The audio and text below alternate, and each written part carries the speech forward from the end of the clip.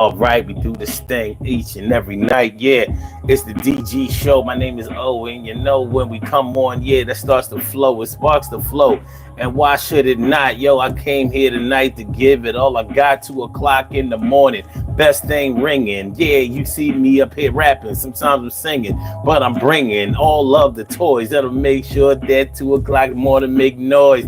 Yo, hello, everybody. Thanks for coming through. I'm down with this, about to broadcast to you. And you know how we do each and every night. We gonna make sure we don't drink but get right. Well, you can drink and smoke. It ain't no joke. And you can do what you want to. Take a shot, take a toke. I ain't mad, but we gonna talk about something today that made me glad. Just to be alive, I strive to be the best that I can because I'm a real man. At least I consider myself to be. What do you consider yourself to be? Hope you like me.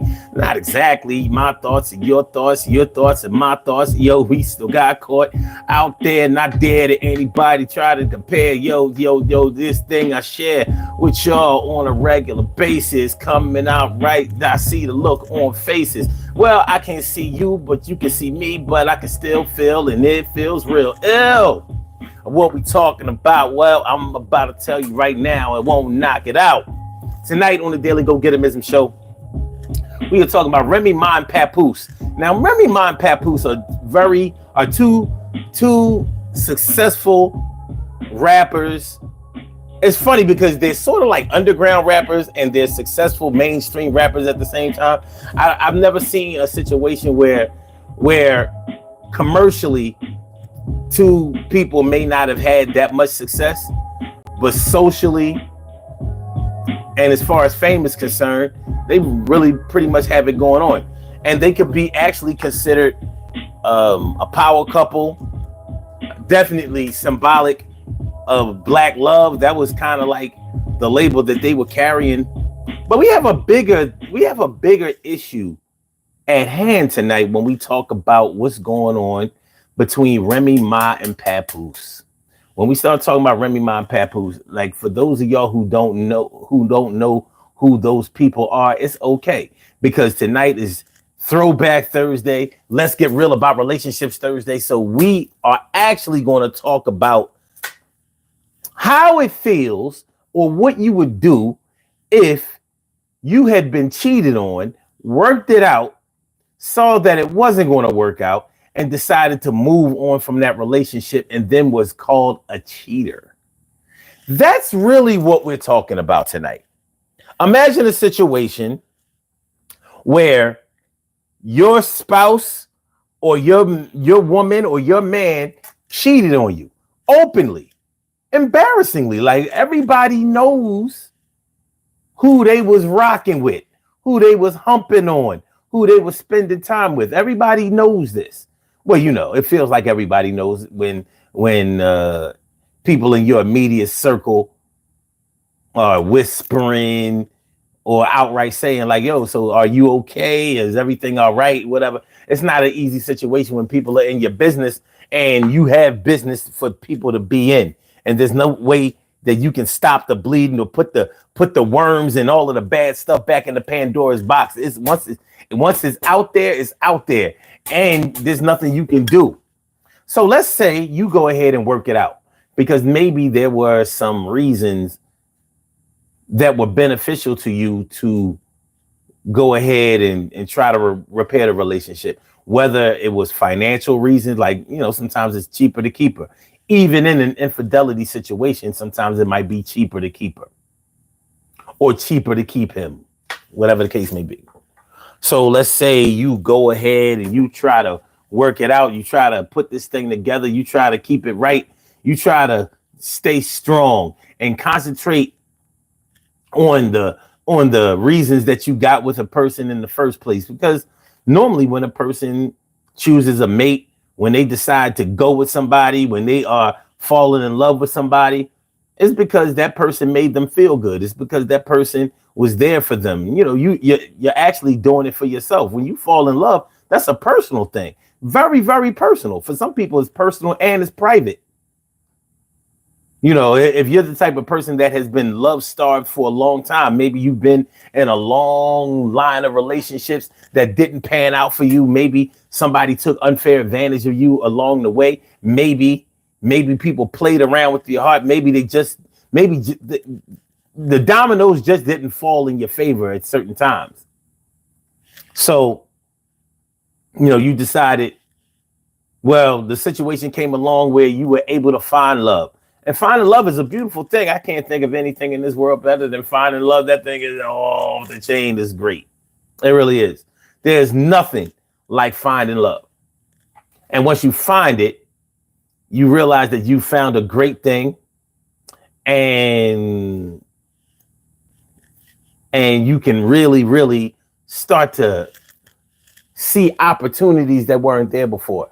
So it's really hard when you have found love with somebody after so many tries and so many years and so many situations where love seemed to be ducking and hiding and eluding you and not coming your way.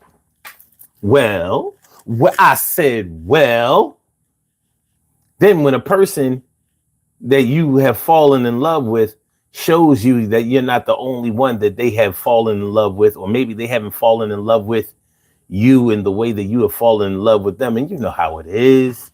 You know, we try to get like nature when it comes to our romantic relationships. We try to seek balance. Like, I want you to love me like I love you. Like Lionel Richie with Commodores, his last album. I want you to want me. I'm going crazy knowing he will be your lover tonight. And when he comes, I'll let you go. I'll just pretend that you walked out the door. Oh no. Y'all remember Lionel Richie last album with the Commodores? You know what I mean? And that song had a lot of country appeal to it. Lionel Richie was sneaking in country music on us and hiding it as R&B, soul and pop for a good while, all through the 70s and then part of the 80s. But yeah, I mean, imagine that song always struck a chord with me. Whenever I hear about a man dealing with a situation where his woman has cheated on him and he's just heartsick and he's heartbroken and, you know, and he's trying to deal with this situation. That's not an easy situation to deal with. It's straight up hard.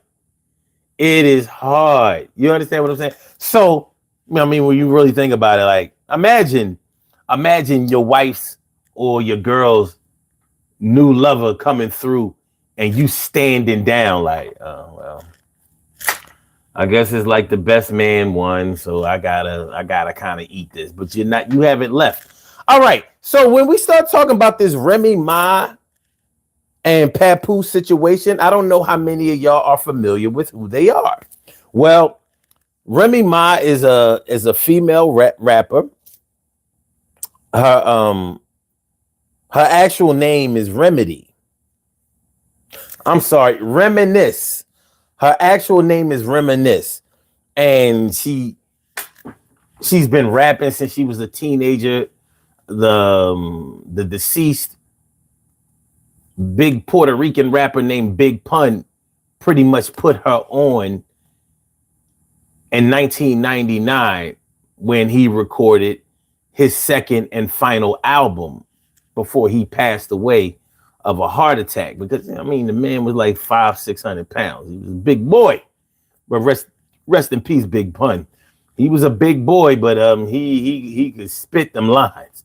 He was a very, very good rapper. But anyway, he allowed Remy Martin, as she was calling herself back then, to be his protege. So that's how she got introduced into the hip hop world. So when Big Pun passed, she became a member of the Terror Squad with Fat Joe and Prospect and Armageddon and Tony Sunshine. Anyway, they were a rap group and they had some really big hits like Lean Back, you know, what People don't dance, they just pull up their pants and do the rock away. So lean back, a lean back, a lean back. That was a mega hit. Came out in 2004, I believe, it was around about 2004. So Remy Martin was on that record, and it was one of her big records, and it propelled her to be able to launch a solo career. Later on, she got into some legal trouble. She shot a friend of hers for stealing $3,500 from her.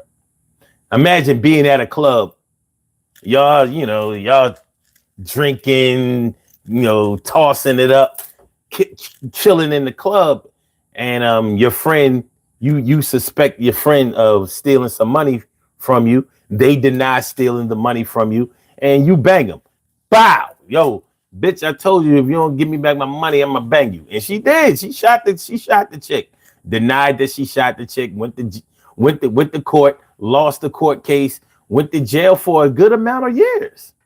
This happened in New York, and the state of New York has some really, really strict gun laws. So you don't have a license to carry a firearm in New York. That's not one of those open carry states like Pennsylvania or like Texas or like a lot of other states that are very, very NRA friendly. In New York, they like we a little funny with the guns. So anyway, during the time that she was locked up,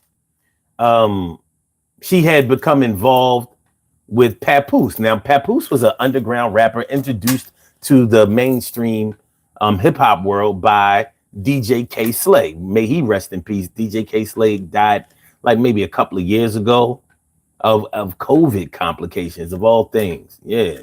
But DJ K Slay brought Papoose in and put him on his first compilation record, and it was a popular record. And Papoose is a really, really, really, really good rapper. Like, Papoose is the rapper's rapper. Now, he had got a major contract, 1.5 million, and never dropped an album. It was kind of the weirdest thing.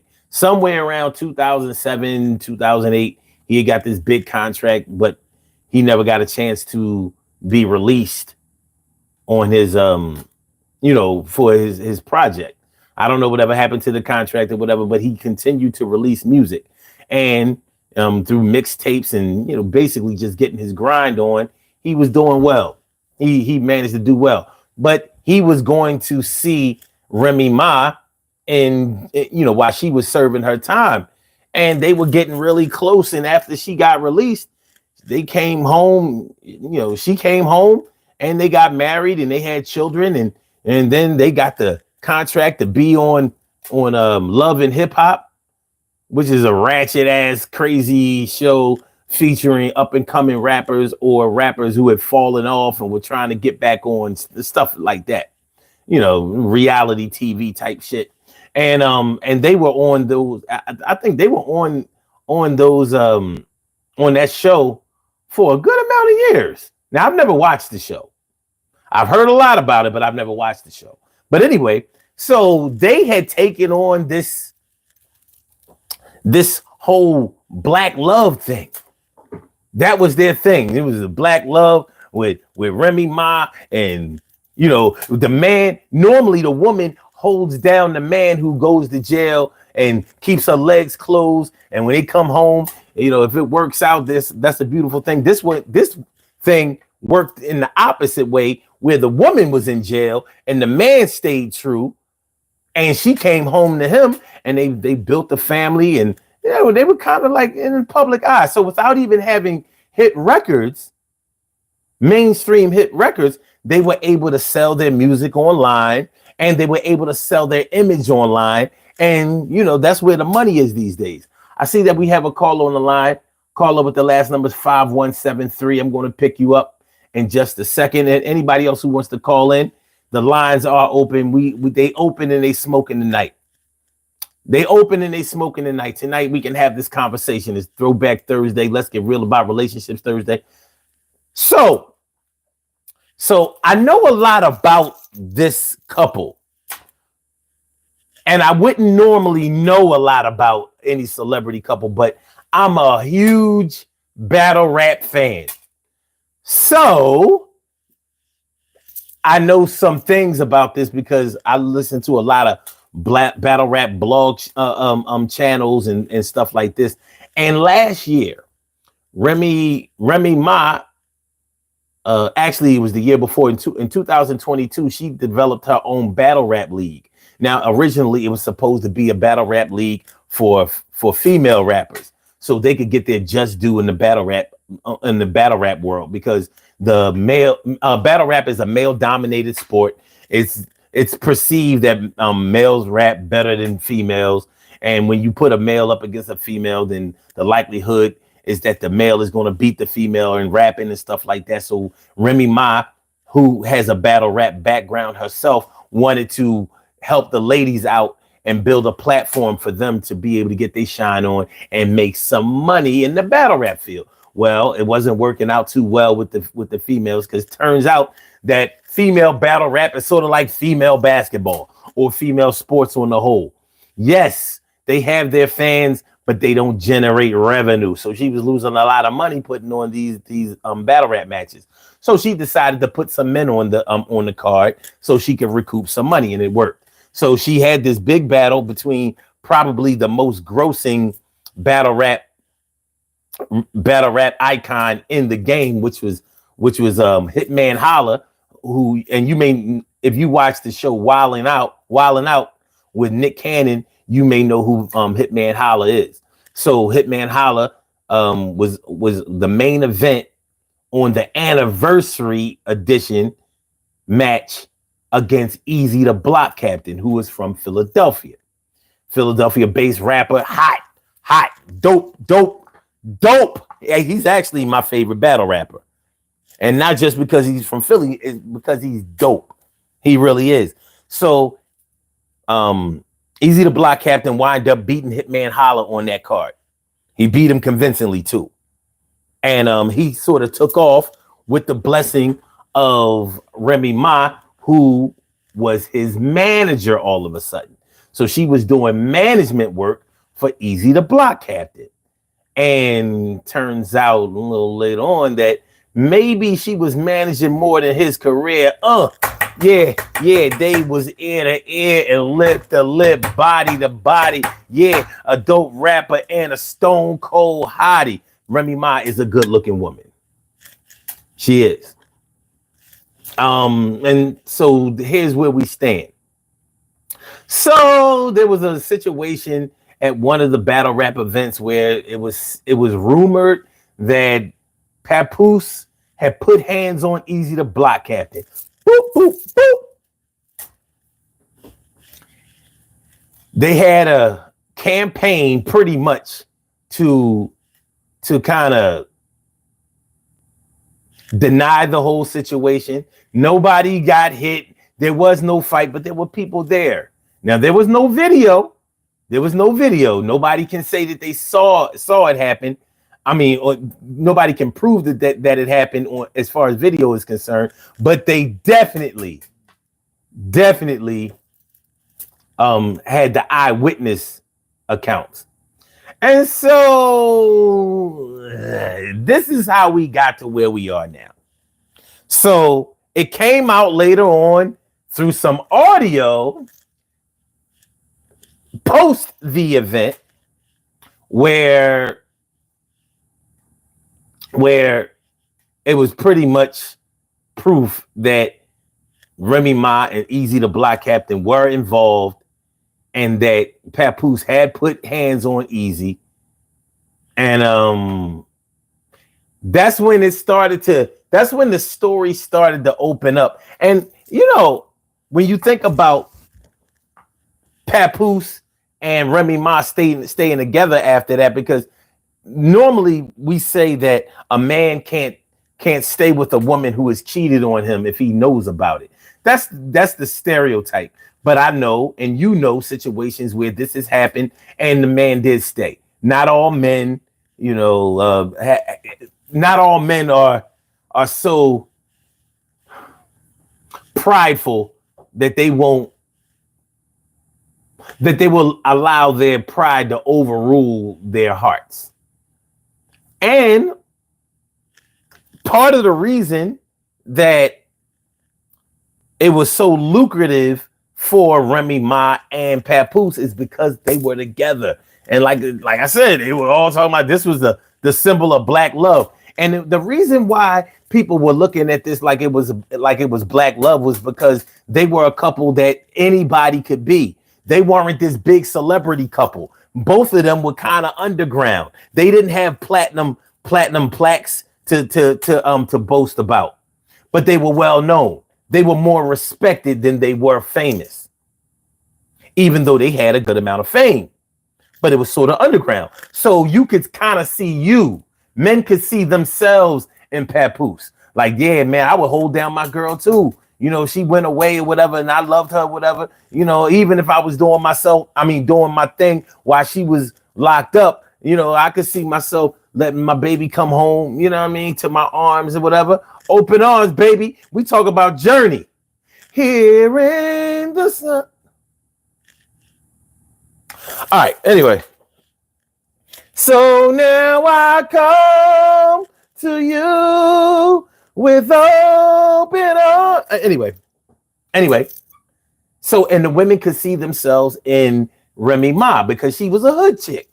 She was a hood chick that made something out of it. Not too ratchet, but definitely nobody to play with.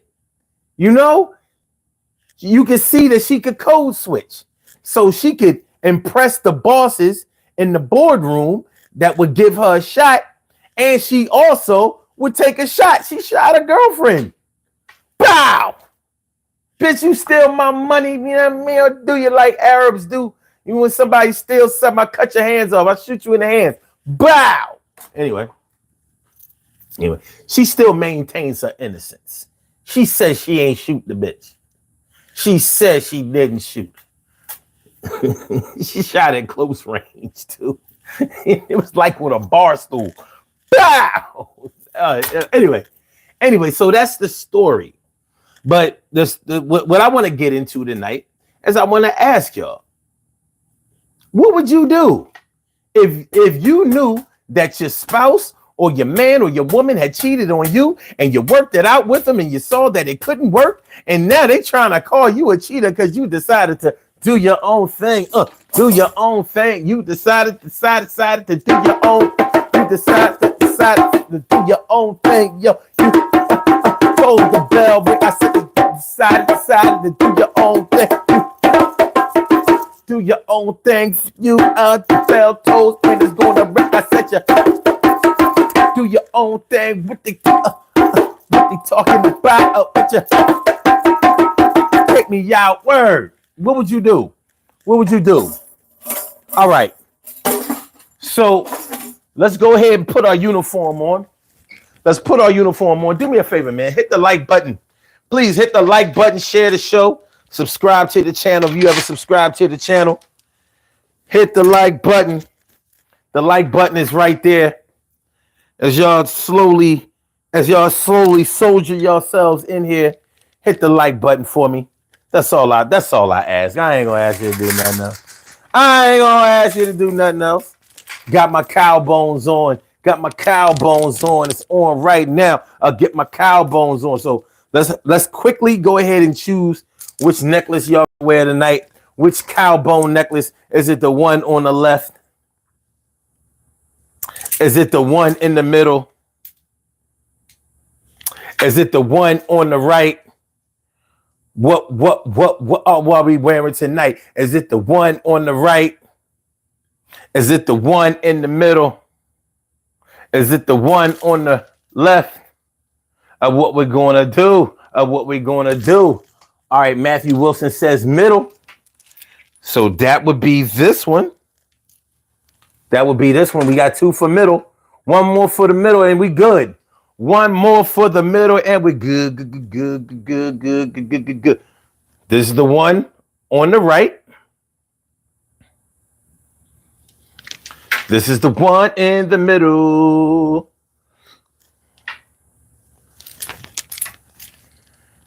We got 3 for the middle. 3 for the middle. That would be this one. We're good. We are good, and we are in motion. We do this thing, taking off fast lane, no coasting. All right, let me give y'all the ocular proof so y'all can prove y'all were at the DG show, and it was a good place to be. It was a good look. So let's go.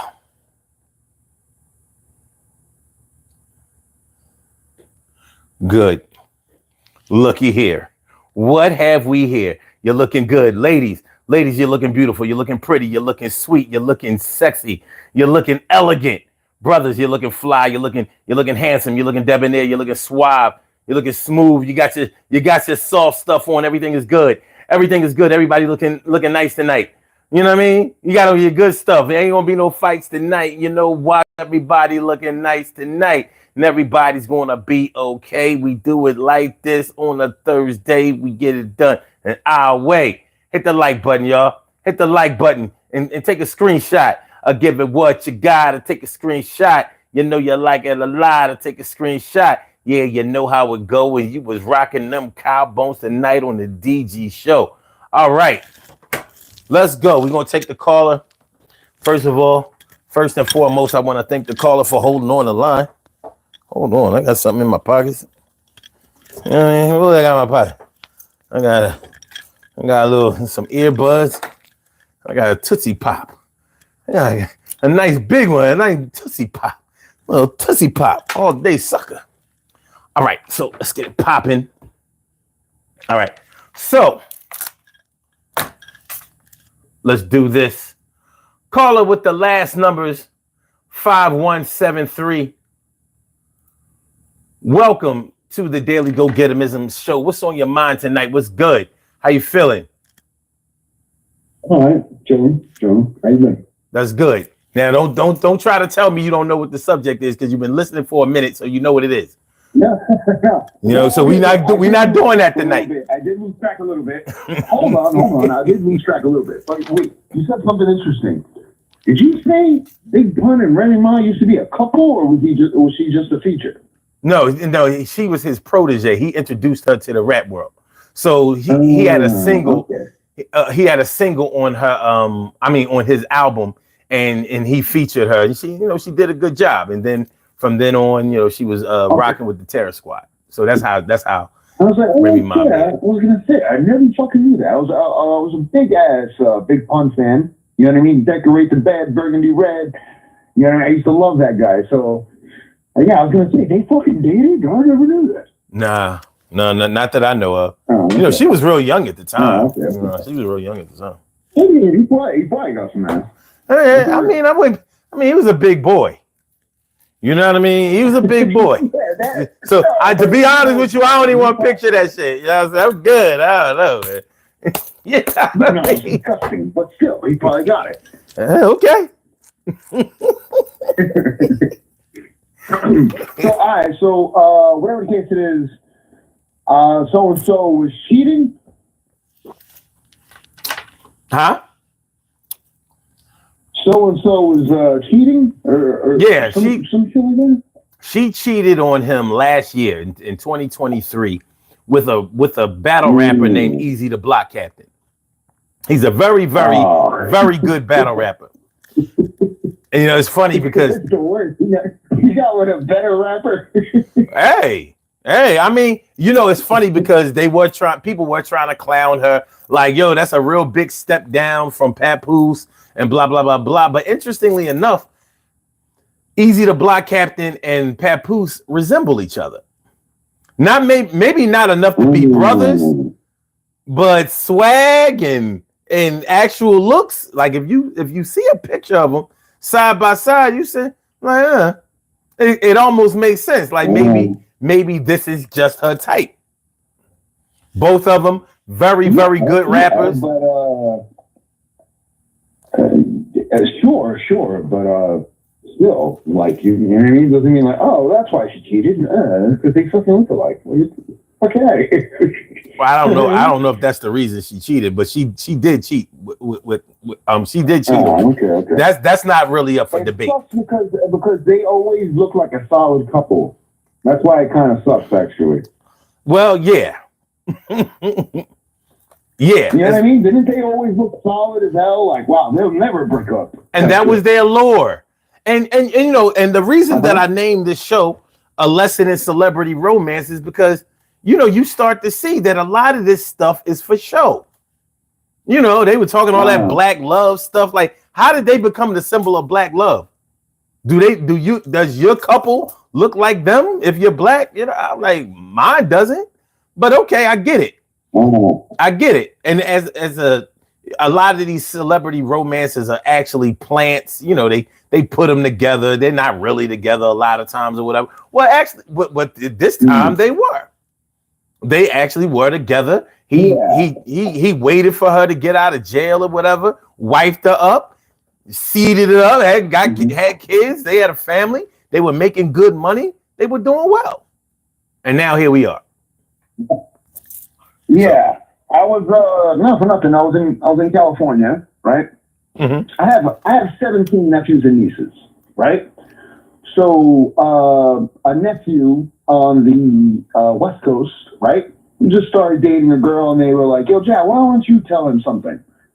Right? And I go, the first thing I say is, it's probably not going to work out. Okay. You know what I mean? I'm like, it's probably not going to work out. I was like, you should learn female mentality and shit like that, shit that turns them on, and that's it. Just take your lessons and then get the fuck out of the relationship. And they're on some like orgy shit. They're like, yo, let him love if he wants to be a lover. I'm like, should I take all of my info that I've learned in the past, like 25 years and just like, lead them astray, or should I actually tell them the truth? I was like, high school sweethearts do not turn out to be your wife. Some people do, and they're lucky that shit even happened. You know what I mean? Yeah. So looking at a celebrity couple and it not working out compared to like, not my nephew, actually, whatever, their nephew. Mm-hmm. And I was just like, it always kind of falls apart until maybe your fourth, maybe your third, maybe your fourth relationship, and then you finally have a wife, but not the first one. That's the math isn't mathing on that part. Sometimes, yeah. I would agree for the most part. Yeah. But so wait. My bad, again.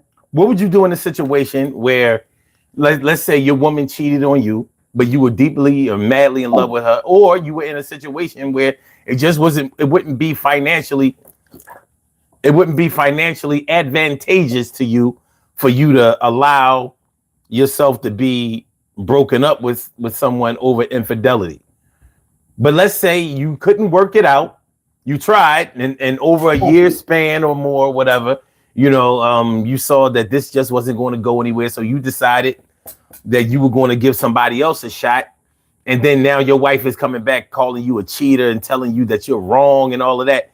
And your wife may still be cheating.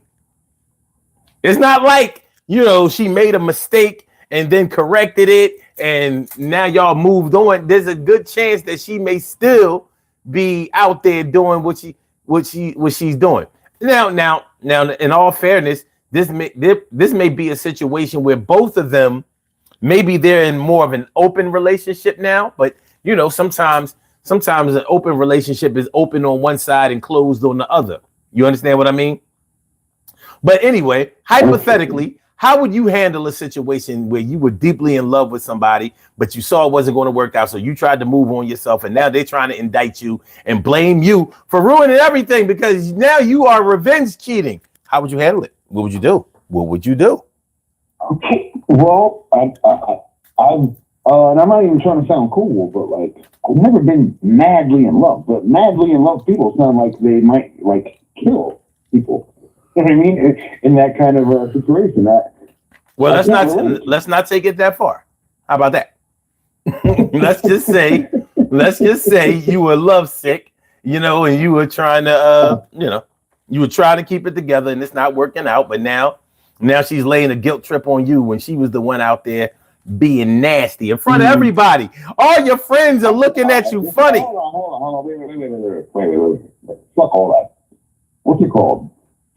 No. The answer is fucking no. The relationship is over. You know what I mean? How the fuck am I going to roll around in bed with her? How the fuck am I going to bring her around my family?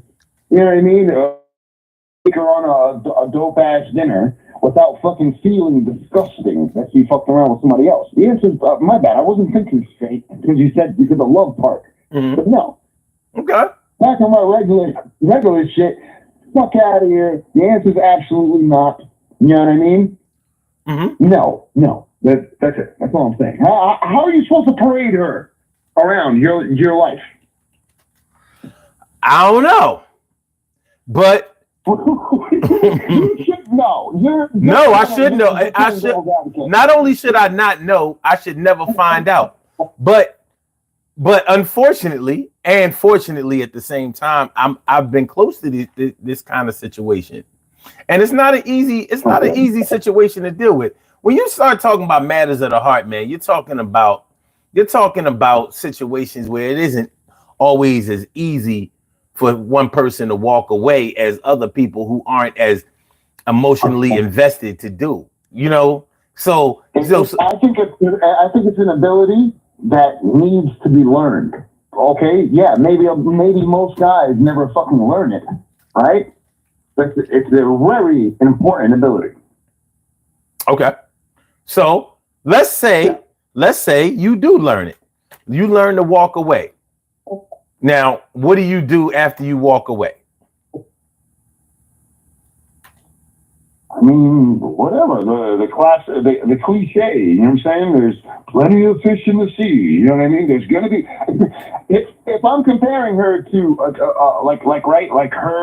her status is the bitch that cheated on me, I should be able to find somebody better, no?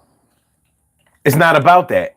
See, the thing is, when you are emotionally invested, it's not about whether they can find somebody for themselves or whether they can take care of themselves. The heart wants what the heart wants. So I understand if you've never been emotionally invested in someone as this situation requires, it's going to be hard for you to really get into this. That's why I asked you, all right, let's say you break up with them. Let's say you say, I'm not putting up with this shit. I got pride. I'm a good looking man or whatever. I can find another woman. Okay. Is that what you're going to do? Because just because you find, one thing I've learned over the years is that one thing doesn't replace another thing. If my dog dies, I can get another dog that looks exactly like that dog, but that dog is not going to act like that dog that I lost. So, this isn't plug and play. Even sometimes when it's plug and play, if you've ever totaled a vehicle and bought the same vehicle again, and you realize like, yo, the other one drove better than this. Is it all in your head? It may be, but it's real. Like the other one don't drive like this one. It ain't the same. Maybe they made this one on a Friday or a Monday, and maybe they made my good one that I crashed up on a Wednesday. I think I think we're maybe me and you are on two different pages. I think what I'm talking about is you need a month, you need 3 months. Okay. You know what I mean? Mm-hmm. To pass that process. You know what I mean? Before you realize, like, yeah, what the fuck? Who the fuck was that? She fucking cheating on me. You know what I mean? Mm-hmm. The guy that years later, right, still thinks about the girl that fucking cheated on him. In my opinion, is a fucking idiot. You think so? I don't know, man. Like, do I sound crazy? Would you stick around with a girl that cheated on you? Like, am I fucking going crazy? Well, see, it's not about whether I would do it or not, but I wouldn't feel stupid for doing it. See, I mean, but this is what you're saying is actually important, because a lot of people think that they should make make certain moves because they feel like the world is looking at them and counting on them to do the right thing. Meanwhile, okay, okay. Let me ask you if you've ever heard this situation. Let me ask you if you've ever heard this situation. Wait a minute. Wait. Let me. Have I ever been in a relationship? No. One thing you should never do is predict what I'm going to say. Okay.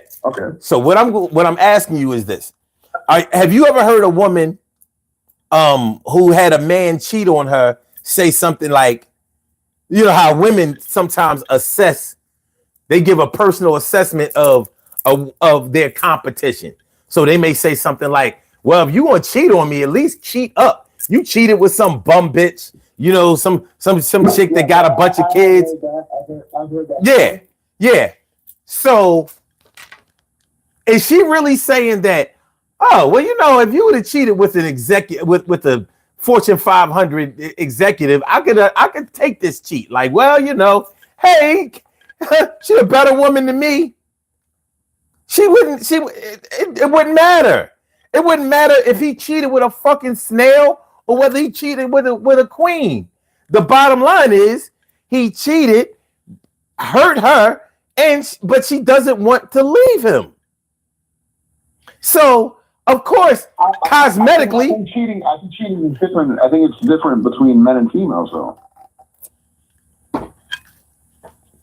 Okay, what would you say the difference is? Okay, the difference is women prefer their men to be desirable to other people. They want them to be the biggest, the tallest, the smartest, the richest, and all that extra shit. You know what I mean? So, in my opinion, like, guys can get away with it. Well, work it out, or let's say that. Let's say work it out, as opposed to when the female finally cheats on him. You know what I mean? Because let's just say me and you were best friends, right? And your girlfriend just cheated on you. And then me and you go hang out. And you brought her over. I'm like, dude, I can't believe you're still with this girl. I can't believe it. Mm-hmm. I don't know if you disagree with anything I said, but yeah, essentially that. Well, you're not really I may agree or disagree with what you're saying, but you're not really finishing the thought. Because what I'm talking about what actually I'm trying to get to the root of what actually happens, so we can kind of figure out what may be happening with this whole Remy Ma and Papoose thing. See, with the Remy Ma and Papoose thing, they have a financial incentive of staying together. They make money being together. They're going to make more money together than they will apart. It won't be that way with you and your woman or anybody else listening.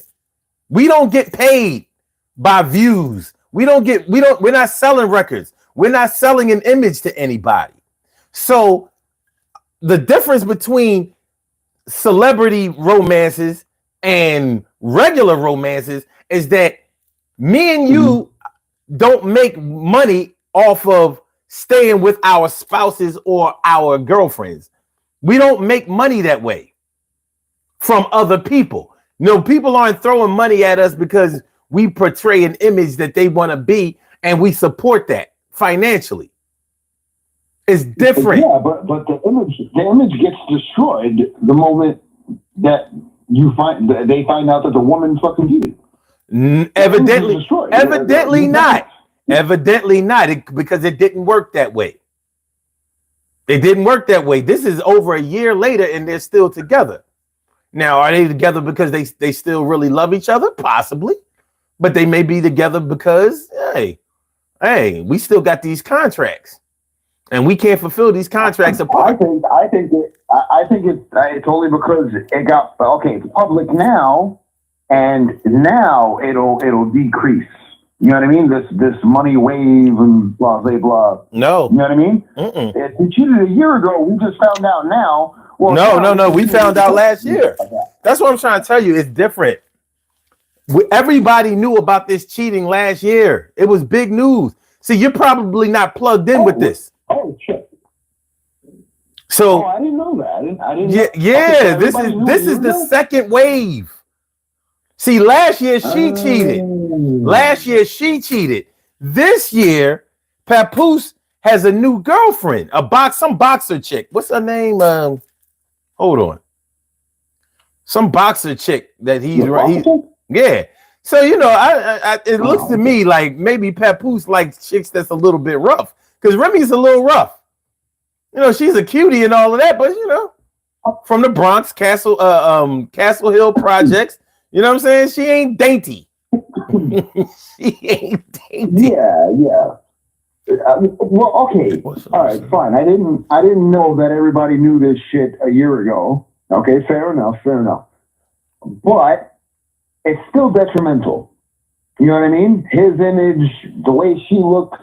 You know what I mean? The whole perfect. What did you call it? The perfect black couple. I wouldn't use the word perfect. Okay, whatever. Her name is Clarissa Shields. I don't know anything about female boxing, but her name is Clarissa Shields. Together. I mean, they look good together. I see a lot of people that look good together. But my understanding of show business is more advanced than other people. I don't believe none of that shit. But I understand what attracts people. I understand how to attract the crowd. I get it. That's why I know. Let me say. I don't want to say I know, but I suspect that they are probably still together because there's a financial motive involved. They're going to make more money together than they will apart. So maybe I'm not in their house. Maybe they're sleeping in different, separate bedrooms and shit. They have a house big enough to be able to do that. Okay. In that case, that's possible. Okay.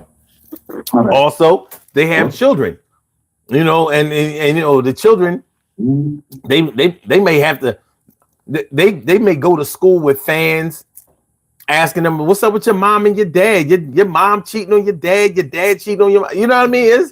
This shit ain't sweet like that.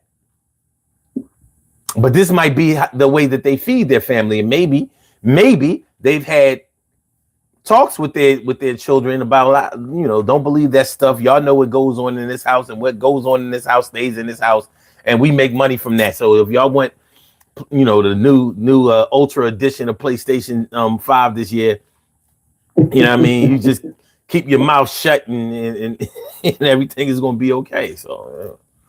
Listen, man. I mean, as crazy as it may seem, not everybody is willing to give up their Benzes and Bentleys and foreign vehicles in that lifestyle. Not everybody is willing to do that over their pride.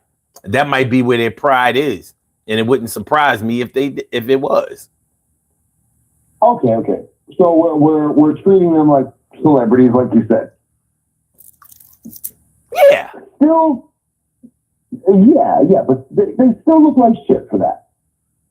You know what I mean? And they're going to feel like shit for that. They're going to be embarrassed. They're going to have all the same feelings that we have.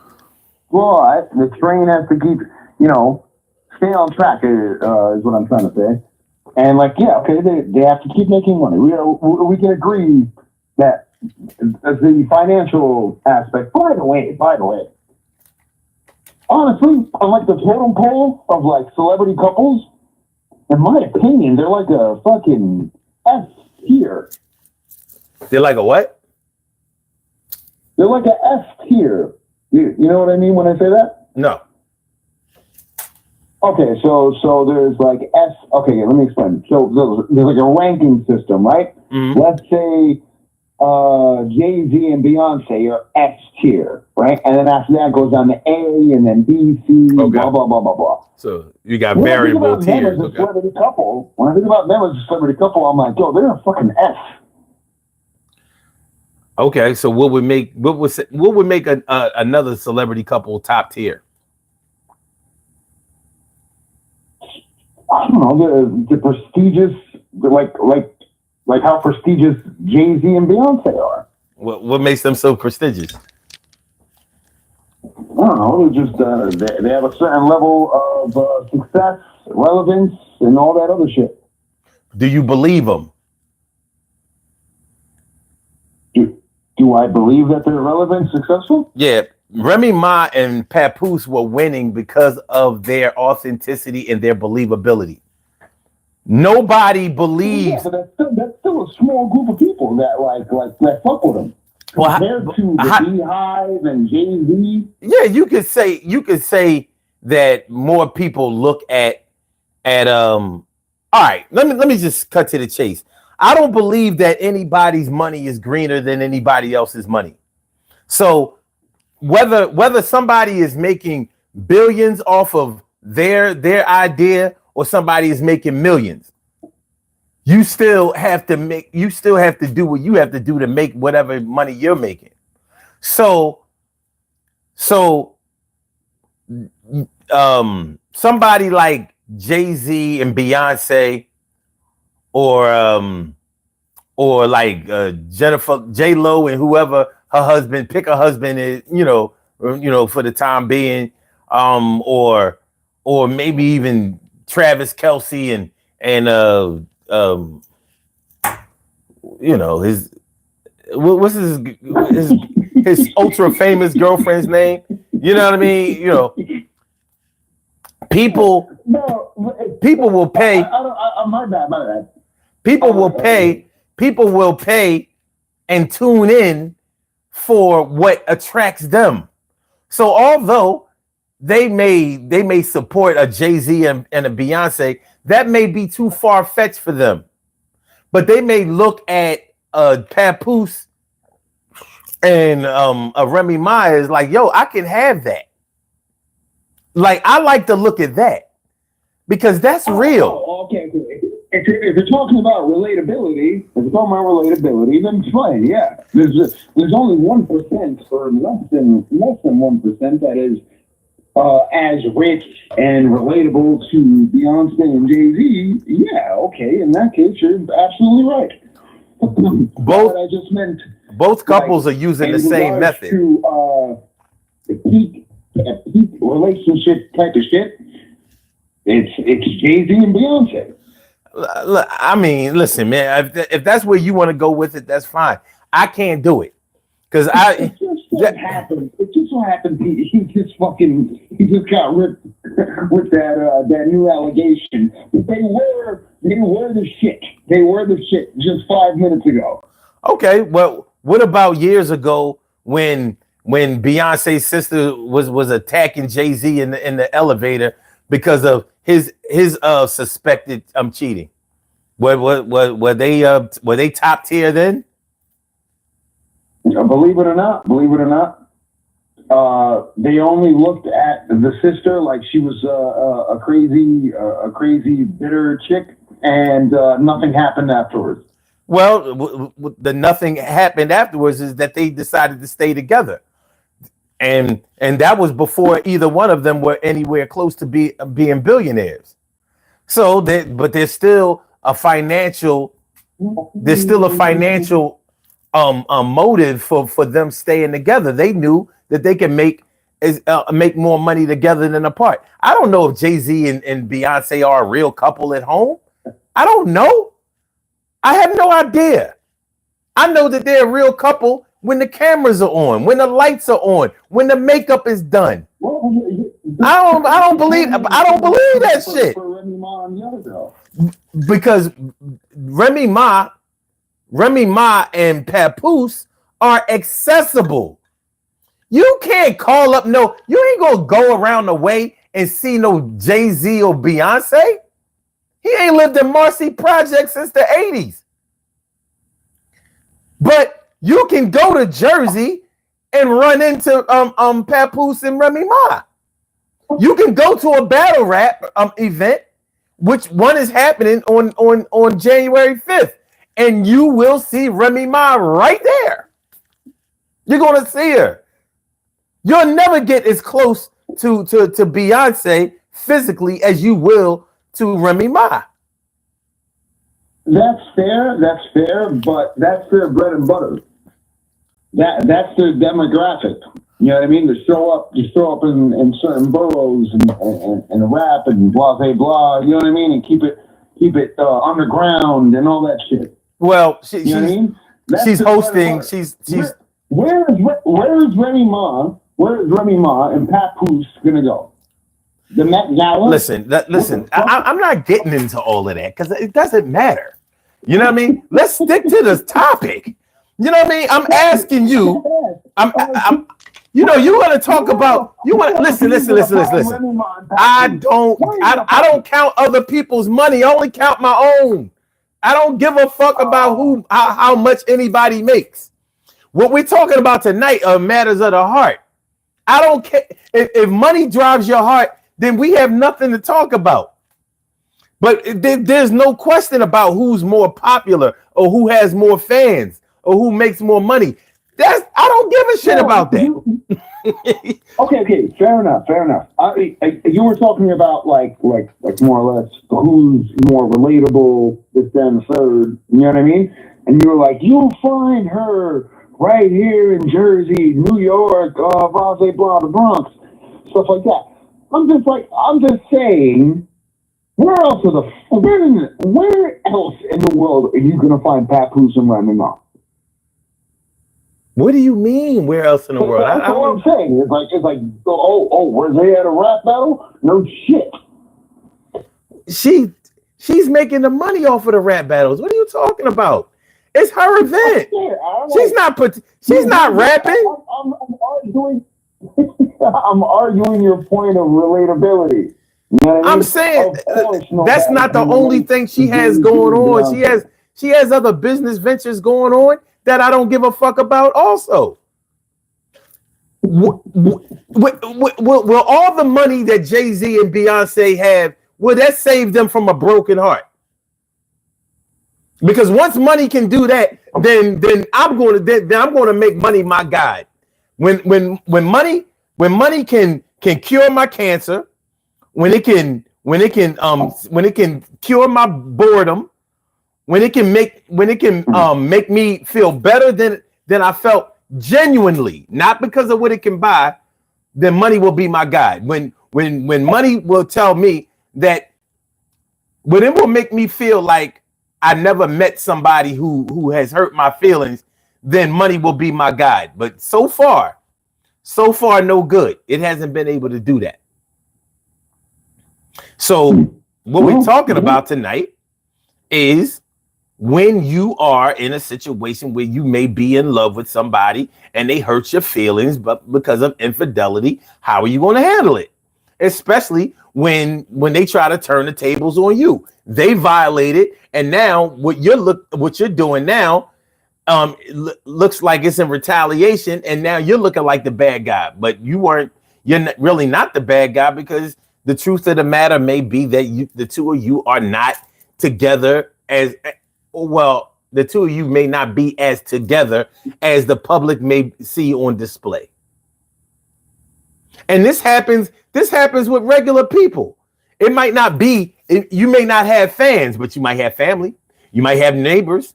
You might have coworkers. You may have, friends, people that you have image issues related to, that you have to put on a good face. Put on a good face for. You know what I mean? It's just like losing a fight and you have to act like you didn't get hurt. That motherfucker gave you a rib shot that damn near crippled you. He knocked your liver on the other side of your fucking body, and you had to get up and walk and like you was okay. Well, okay. So is the celebrity and the financial part out of the equation? Because now I'm confused. I want it totally out of the equation because it doesn't matter. That's not what we're talking about. Yes. Fuck money. Yes, it does. Yes, it does. Okay. If the financial part is out of the equation, then we just treat them like regular people. Then he will be a laughing stock between all of his boys, and she will be outed as a fucking whore. Okay. You know what I mean? Will he? Okay. So it's been over a year. Has he been humiliated as far as his boys are concerned? Honestly, it comes down to his inner circle. right? And I guarantee that whenever he brought Remy Ma around, and you know what I mean, I'm sure his homies went, "Oh, Jesus fucking Christ," you know what I mean? Or if he brought her around his mom, or if he brought him around whatever the fuck it is, you know what I mean? His sisters. I don't know Papoose's family, but I guarantee they all felt on some like face palm type shit. Like, oh my god, he's parading this bitch around. Maybe. But the thing is, these are this close to fucking finding a middle line where we understand, like, yo, that actually fucking sucks. But if they're making so much money underground rap battles. Listen, strong feelings for somebody can happen to anybody, and it normally happens to everybody. So the method that somebody may use in order to make themselves feel better or to ease their pain may be different than somebody else may use. Whereas maybe for somebody like you, your answer to a broken heart or hurt feelings is another woman. Okay, fine. For another man, that might not be it. So how does another person who is not seeking a substitute, how do they handle this situation where they've gotten their feelings hurt or their heart broken? Well, it's not that I immediately think about getting with another woman. I have to eat shit knowing my lady cheated on me, and then it takes me some months to get over it, and then I meet another woman. That's the way it goes. You know what I mean? On some, I'll never forget about her, and even though she cheated on me, I'm going to live the rest of my life thinking about her. Get the fuck out of here. No. You get hurt. The time takes place, right? You know what I mean? Like fuck that still stings. I'm not ready to get back on the field. Blah blah blah. 3 months pass by, 6 months pass by, and you finally meet another girl, and that's it. That's what I'm trying to say. Is like more or less, if you can get over it faster, that's what I suggest for other men. You know what I mean? Okay, like hopefully you can be battle proof. You know what I mean? Get over it sooner. But if not, all right, fuck it. Well, the thing is, 3 months, it takes 6 months. Let me ask you this: what's the longest relationship you've ever been in? 6 years. Okay, so I had a 6-year relationship. I had a 5-year relationship, and a 2-year relationship. Okay, so out of the 6-year relationship, how many years of that relationship were good years in your opinion? Good for you. Very good question. Very good question. The truth is, it was 2 years and a half. It was 2 years and a half, and I swear to God, she was sexy as hell. She was the best company you could possibly have. Blah blah blah. You know what I mean? I couldn't wait for us to have another date, this, that, and the third. And then after that 2 years and a half, she became a cunt. She became a what? Cunt. Oh, okay. Okay. So yeah. So and the reason I ask you how many of those 6 years were good years is because what do you think would have been? Do you think it would have been easy for you to have walked away during the real thick of the good years that y'all were together? Let's say you said for the first 2.5 years, everything was perfect, right? So, okay. How easy do you think it would have been for you to walk away from that relationship had she violated you in some kind of way? Oh no, dude, that's a big difference. That's a big difference, right? You're talking about like had I just left her, you know, like I'm comparing two things, right? You're talking about me getting cheated on versus me just leaving her because we got into a big fight. You know what I mean? If I got cheated on, I'm out. But like I said, it's gonna fucking suck. I'm gonna have to wait a few months before I get back in the game, and that's it. Okay. So if I'm hearing you correctly, cheating is the end all be all with you, right? That's the deal breaker. That's what you can't get over, right? I mean, I think that should be the case with everybody, but yeah. Okay. All right. Because with everybody, that's not the deal breaker. For some people, it's money. For some people, it's disrespect. You know, honestly, in most divorce cases, infidelity is not the biggest reason. On the streets, everybody says infidelity. Like, yo, I ain't putting up with somebody cheating on me. In the streets. But in the house, in the actual house, that shit ain't breaking the people the way people say it is or act like it is. But one of the biggest reasons that people say that cheating is a deal breaker is because people know about it. You know, a woman, a man and a woman, or any couple can really, really make big strides if they keep things amongst themselves, the good and the bad. Now, I wouldn't suggest that they keep abuse amongst themselves, but when it comes to other things that may be a little unconventional, when they don't put their business out there to be humiliated, judged, and critiqued by everybody else, it has a strong way. It has a good way of keeping those couples together. But when, for example, I've known plenty of women who have gotten cheated on, and hardly any of them have left their man because he was cheating on them.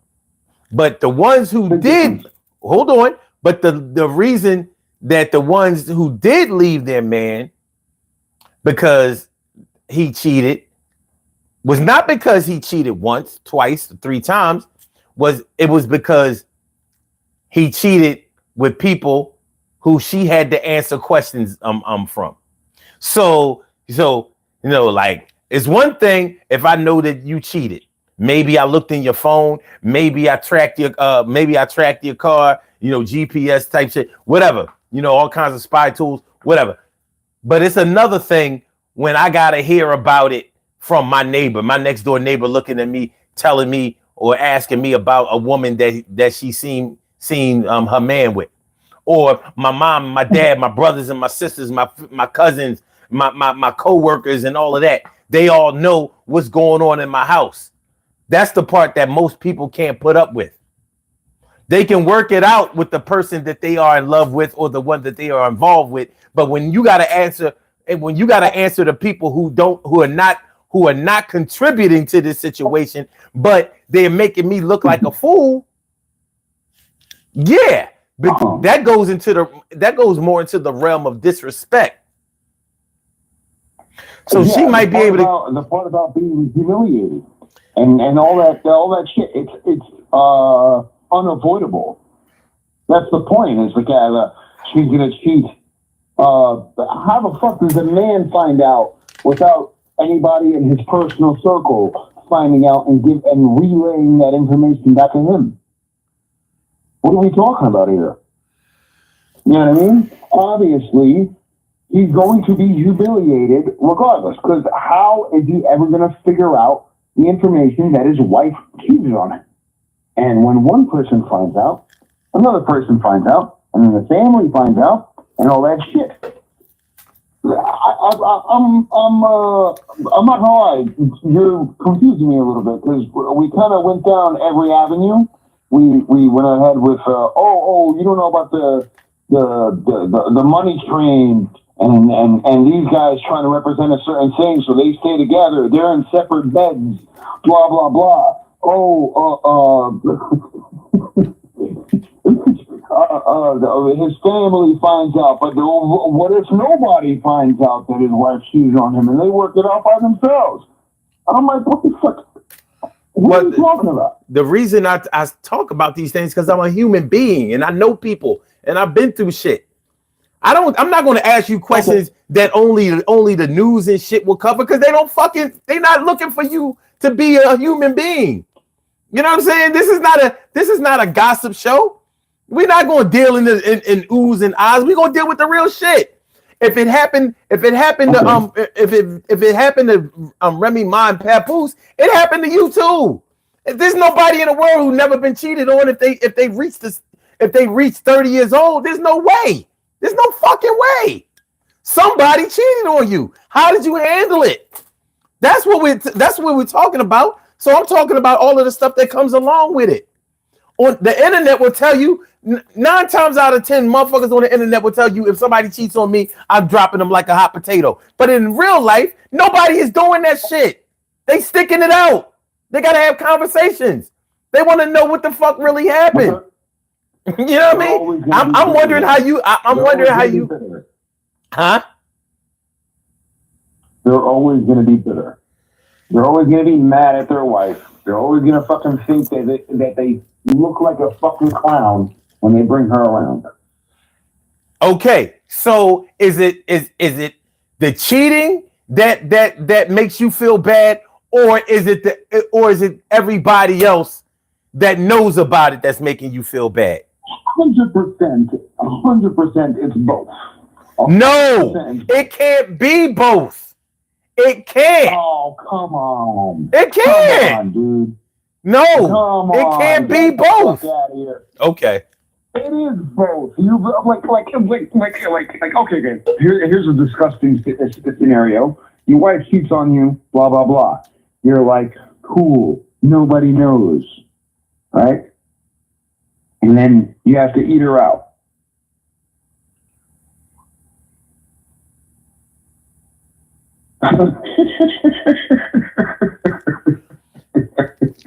Dude, you don't have to, you I don't think you understand. I don't come from a situation where I allow other people to dictate the way I live or the way that I think. Hey man, hey, I'm sorry, son. You take good care of yourself. You take good care of yourself. I've seen you. You're a muscular dude. You know what I mean? Your face is well kept. Blah blah blah. All this shit about like on some. Oh, it's cool if your girl cheats on you. You wouldn't fucking take that. You're right. You do that. You're right. I wouldn't. I wouldn't do it because I don't have to. But whoa, but wait. It's not like I haven't been cheated on. Wait a minute. You know, you're looking for the end answer. I keep things open. I know that there are always possibilities. There's no start at A and end at Z. Life doesn't work that way. So I have been in situations where I've been cheated on before. Did I eventually? Did I eventually break up? With her. Yeah. Did I immediately break up with her? No, I didn't. So and you'll be hard pressed to find too many people who have more pride than I do. But okay. But fair enough. Wait. Hold on. Let me finish this. Hold on. Let me finish this. Oh, okay. Like I said, you be hard pressed to find anybody that has more pride than I do. But I also think about other things that affect a situation, other than just my feelings. I can't call myself a real man if I allow my negative feelings or my hurt feelings to govern everything that I do. Well, as soon as such and such, Steve, Crazy Steve is in the fucking chat, and he said that I got a gut. I should delete his comment. I should block him from this. Get the fuck out of here. You know what I mean? That's dumb. You know what I'm saying? When motherfuckers know they can get to you and they know they can hurt you, they're gonna fucking press that button. You know what I mean? They're gonna press that button time and time again. So you have to learn to get comfortable with yourself. You have to decide whether certain things are worth it or whether they're not. And anybody who gets cheated on has to come to grips with what is important and what's not. because that's gonna make you make the decision about whether to stay or go. Now, if all of your decisions about whether to stay or go are determined by people who ain't even in a relationship, then you a fucking puppet. You are. Everybody else is pulling your strings except you.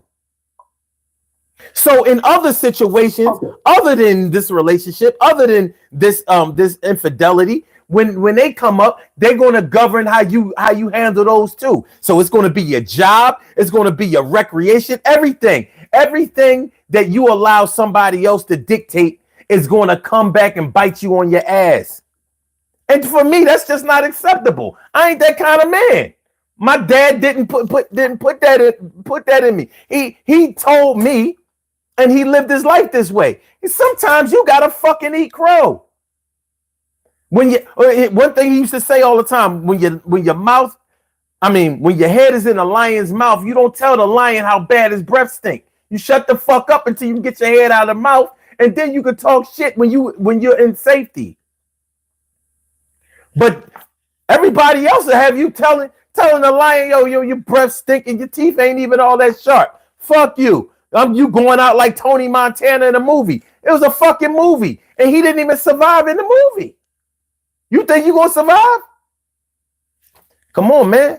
So yeah, I understand. Okay. Even though people may make different decisions than I would make when they are in their personal situations, I understand why they might make one decision over another. I get it. It doesn't have to be what I would do, but that's why I asked you what you would do.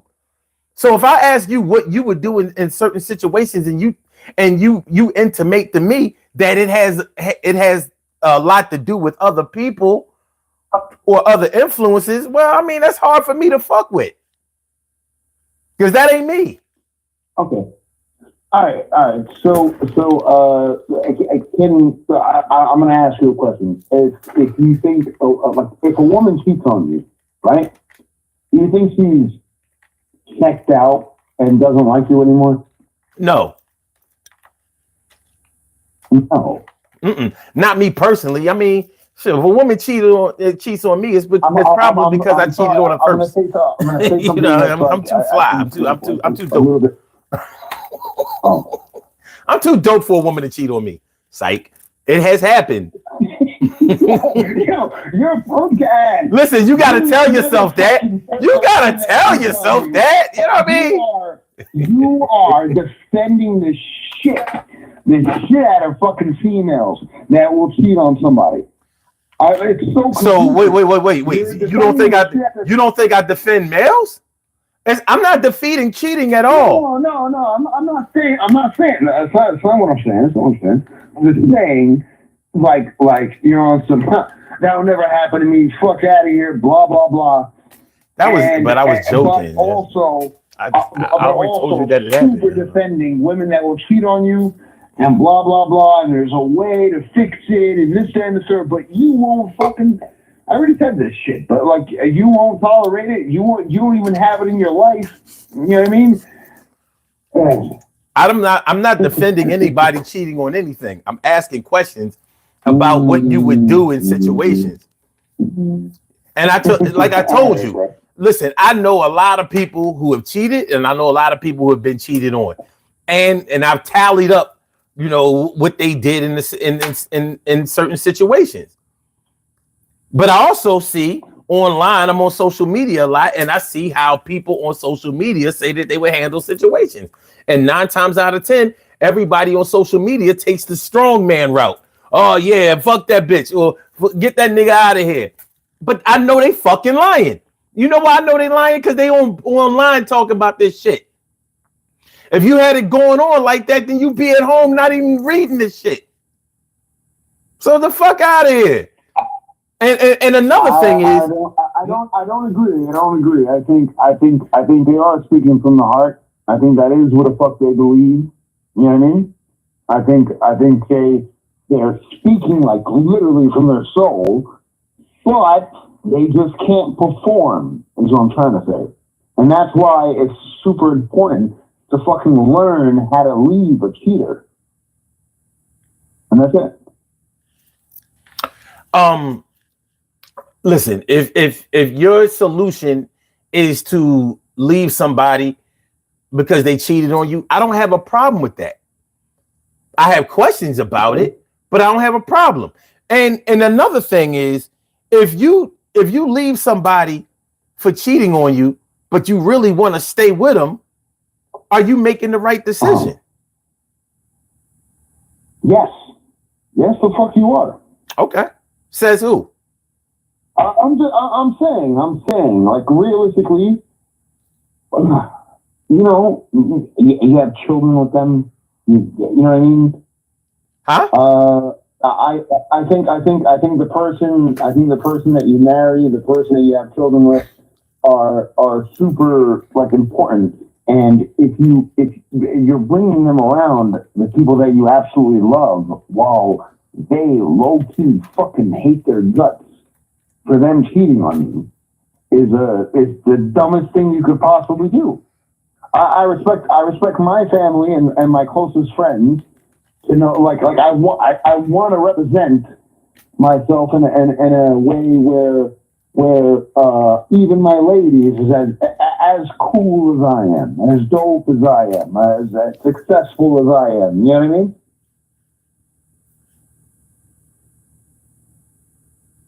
Yeah, that's cool. I mean, I don't have a problem with that. But what I'm talking about is more psychological. It's more personal. You know what I'm saying? Like, you know, I mean, my mom, my parents, you know, my family, they can love who I'm with, or have questions about who I'm with. The question that I have to really deal with is, do I want to be with who I'm with? Because I think at the end of the day, I'm going to make the decision about whether this person makes me feel good or do I feel bad being with them.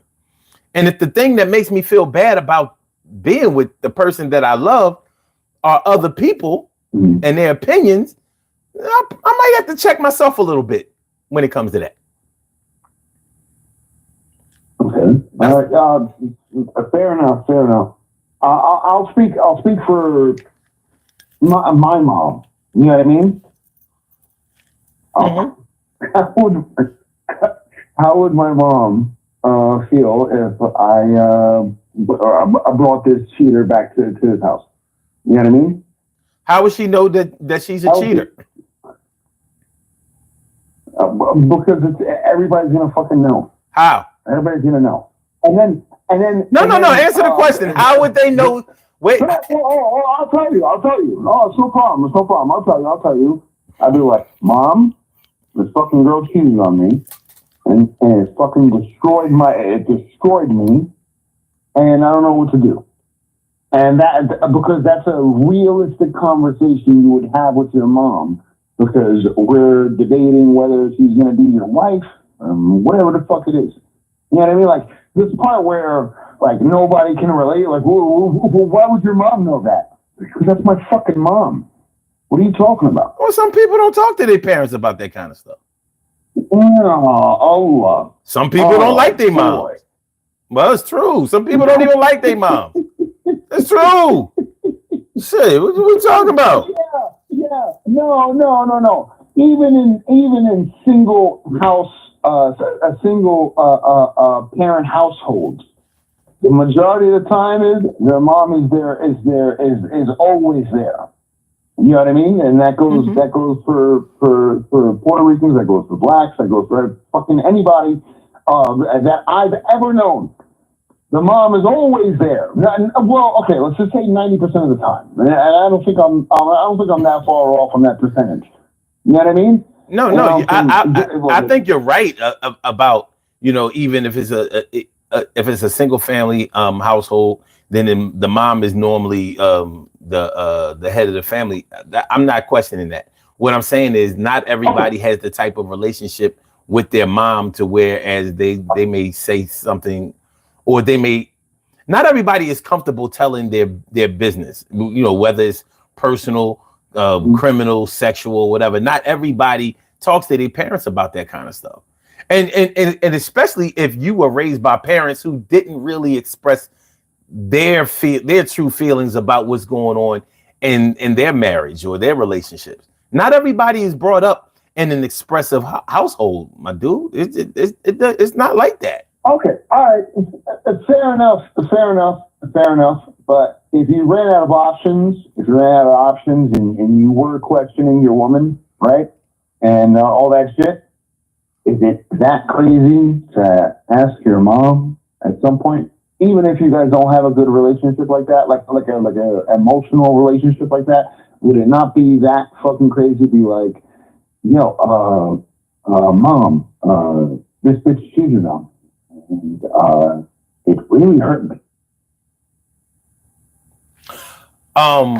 No, I don't. I think if you have a good relationship with your parents, like I have the type of mom that I could talk to about that kind of stuff.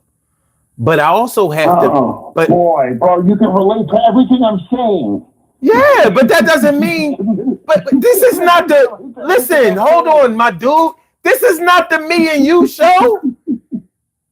This is not the me and you show. Every time This is not. I have to ask questions for other people. I can't just say, okay, well, you believe something and I believe the same thing.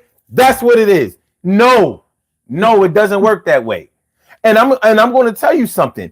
I'm not sure if I would tell my mom if my woman cheated on me. I'm not sure if I would put that out there, because I'm not so sure that's a good thing. And I'm gonna tell you why. I have the type of family that's going to stick by me. They're going to look out for my best interest. They don't want to see me hurting. They don't want to see me in turmoil. They don't want to see me struggling. So and that's exactly what I was talking about. Hold on. You too quick to respond. Okay. You need work on your listening. You listen, then you respond. Sorry. All right. So let's say me and my woman, we have a falling out. Maybe I'm mad at her because she cheated. Maybe she's mad at me because I cheated or whatever. So, now we have this big blowout and I'm pissed off, and I tell my mom or some of my family members what's going on, and now they're going to take my side, like, oh no, that's fucked up. You know what I mean? Blah, blah, blah, blah, blah, blah. Now they mad at her. Now me and my woman, we go ahead and work it out. So, whatever problems we had, we got them solved and all of that. Now, but I done already played the whistleblower and told my family, like, yeah, this bitch ain't shit. She out here fucking with these niggas, and you know what I mean, and blah blah blah blah. And but me and my woman, we done worked it out. Maybe everything ain't perfect. Maybe we still working to get back together. But am I going to be able to go back and explain to my family that we're that it's okay now? We're working on it. We're going to try to make it work. They still going to be looking at my woman like, oh no, this is fucked up. Yeah, he giving you another chance, but you don't deserve another chance. So now I'm putting myself in a position where I have to defend my woman and defend my family, because if I'm going to stay with a woman that I can't defend, I don't need to be with her. You know what I mean? Like at some point you gotta make a decision. That's my whole point. Was saying that. That was my whole point. Is like, but what I'm saying is, I'm not sure if I would tell my mom that she cheated. I might tell her that we not getting along too well these days. I'm not feeling it, but I'm not so sure I would share that detail, because that's not an easy detail to walk back when things get better, or if things get better. You're gonna have to answer for that shit. Now everybody looking at you like,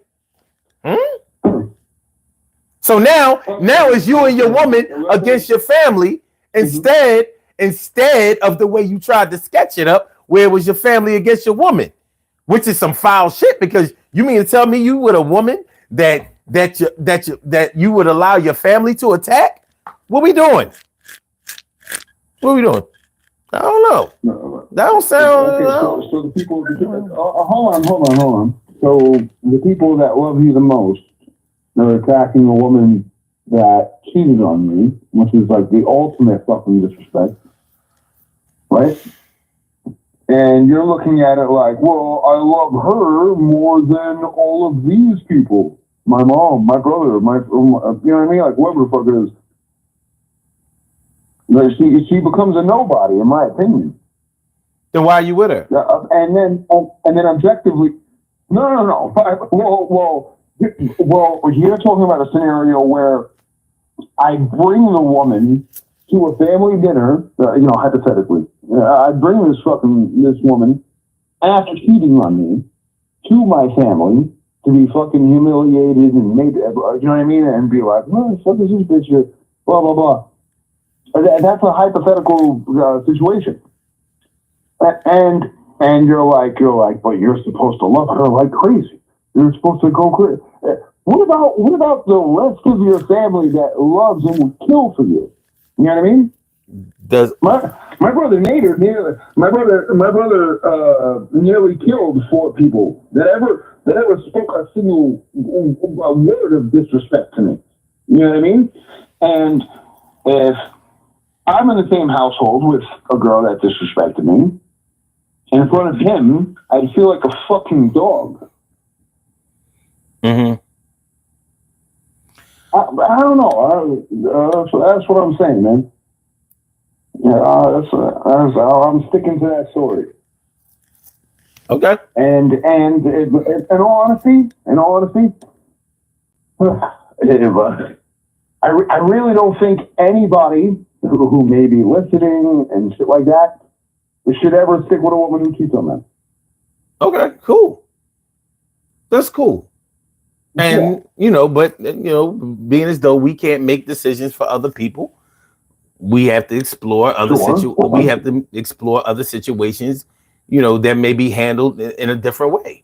You know what I mean? There are different kind of business models, so there are different kind of relationship models. What may work for you may not work for somebody else. That's why I shy away from giving advice, because my heart doesn't have to hurt. I don't have to miss who you're in love with. I don't have to have any heartache for who you are in love with, who you're involved with.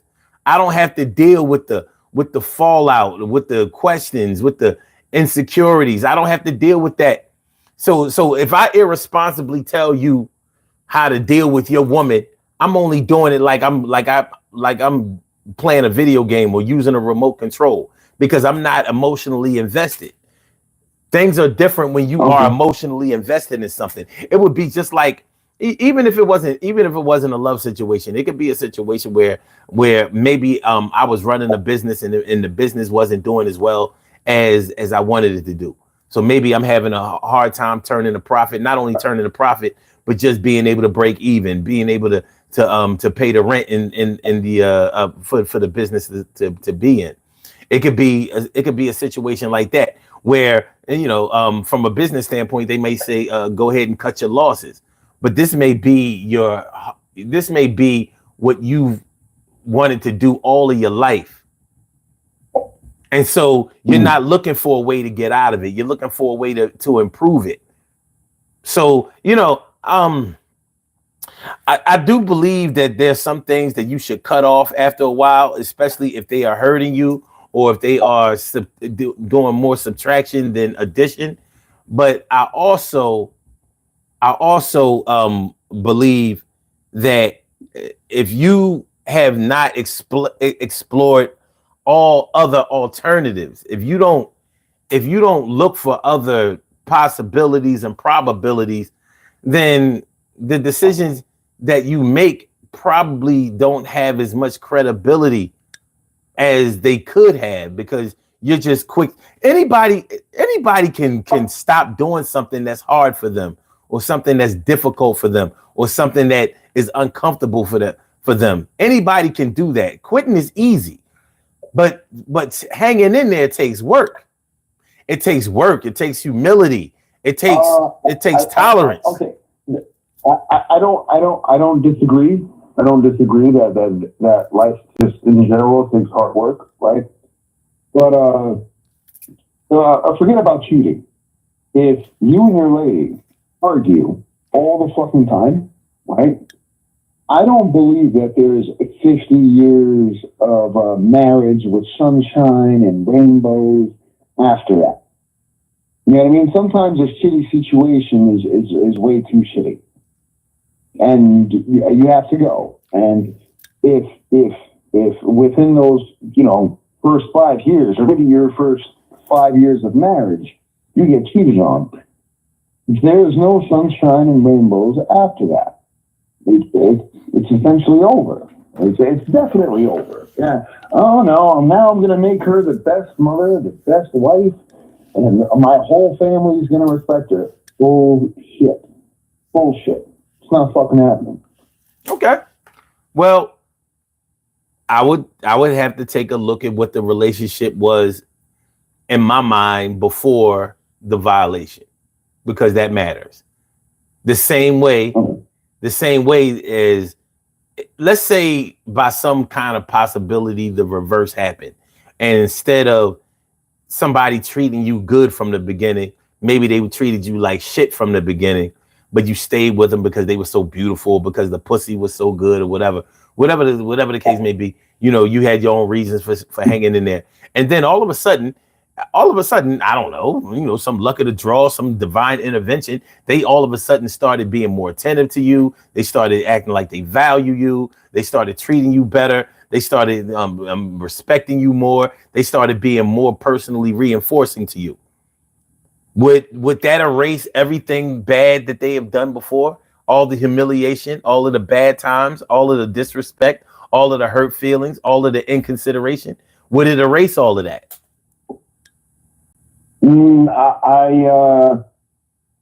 I think that's like certain scenarios, right? Maybe you started making a certain amount of money. You know what I mean? like scenario wise, and maybe this terrible fucking person that you're trying to make your wife might change a little bit. Okay. All right. You know what? I'll tell you what. Let's just shake hands. But let's also agree that you won't ever take a girl that cheats on you. Let's just agree there. Not with my knowledge, I wouldn't. Get the fuck out of here. I'm going to disagree now, man. I mean, I have to say, not with my knowledge. Like, I wouldn't co-sign a woman cheating on me, but like, who cheats and gets the blessing? It's not like she gonna be like, listen, I'm going out with the girls tonight, but I'm really going out with my man. So, if I come home tonight smelling like I don't know, some kind of Jimmy Choo cologne, you know what happens, sir. So I see you around 4 this morning. 4 a.m. or something like that. So, of course, I wouldn't know. Okay. So a lot of people live different lives, and maybe they stayed with the girl or not, but you would never ever do that, and I'm gonna leave my argument right there. Okay, cool. I have another caller on the line anyway. You get out of here. You scat. You go bye-bye. My bad. Yeah, I didn't mean to argue with. No, it's all. It's all right. We don't always have to agree. We just have to exchange information. It's all good. That's what I was trying to explain to you in the first place. It's not about who's right or who's wrong. You have to decide what's right or wrong for you. You understand what I mean? Like, there were some exchanges. There were some exchanges where I kind of felt like me and you should absolutely agree on, and I was just like, man, dude, like. We may agree, but we may not fully agree. You know what I mean? Your life experience is different from my life experience. What I like to do, like talking about this show, I'm a big battle rap fan. You may not like battle rap at all. You know what I'm saying? I'm not going to stop listening to battle rap because Schmack DVDs. Well, it came from that, but it's bigger than that now. Now they have the URL. It's the whole battle league. So But my point is, no. I'm not gonna lie. I don't watch any battle rap anymore. Exactly. Exactly. That's not your thing. No. Okay, you got that. But I'm just saying, 2005 to 2007, where we were watching Murder Mook. You know what I mean? Yeah, it was lit. It was lit. Yeah. I think even Cassidy got it. Mook is still battle rapping. He just had an event on Sunday. Yeah, and guess who he battled? Guess who he battled? Who? Arsenal. I don't know if you remember Arsenal, but yeah.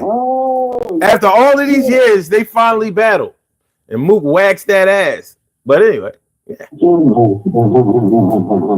But my point is, just because we don't like the same things or whatever, it doesn't mean that we are in total disagreement. You know what I mean? And we don't have to agree on the same thing. Shit, I don't like to eat cold cereal anymore. You might want a bowl of Fruit Loops or some shit like that. That's cool. I ain't got to eat the shit. You know what I mean? Go ahead, knock yourself out. I'm not eating it. No. It was just no. My only issue was it was a long argument, and it was just like, but you rock the same way I rock. On some things, yes. No, on a lot of things. Okay. Like important shit. How you know? I kept giving you a scenario, and you go, "Oh, that shit would never happen to me." Fuck out of here. No. I'm just saying. We're built the same, but you're kind of. I'm gonna say it. You're kind of arguing for people that have different scenarios, but in their perfect world, they would agree with all the shit that we're saying.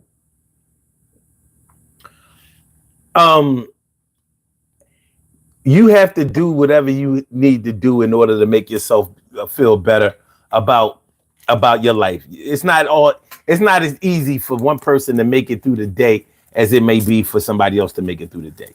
So as long as you're not trying to hurt anybody else, you know what I mean? I support your decision to make it through each day. And hopefully you're not hurting yourself either. That's not always the case. All right, let me take this other caller. All right, no doubt. All right. Hold on a second. All right. Caller with the last number is 9843. Thank you for holding. Welcome to the Daily Go Getimism Show. What's on your mind tonight? What's good? Are you there? Do you have me on mute? 9843, are you there? 9843, are you there? 9843, are you there? Have you hit the bathroom? Are you coming through real soon? Wait, I thought I heard something. Did I hear something? A little noise? Noise, squeak. If you want to speak, you don't have to press number 1. Your line is open, son or ma'am. I think I know who you am, who you are, coming through. No audio star. Well, tell you what, I'll leave your line open. Hey, how you doing? There you go. Sure. I know I heard something. Yeah, I couldn't identify it, but I heard something. What's going on? Hello.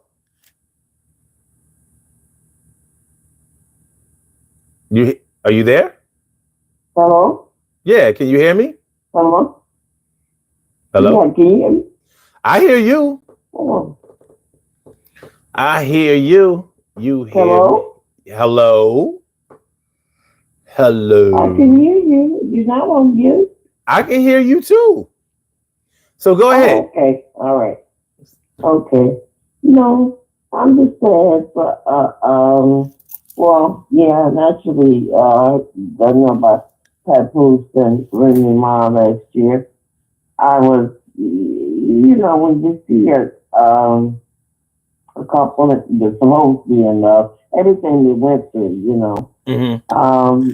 it was just sad. I've been through it. Like quite a few people have been through it.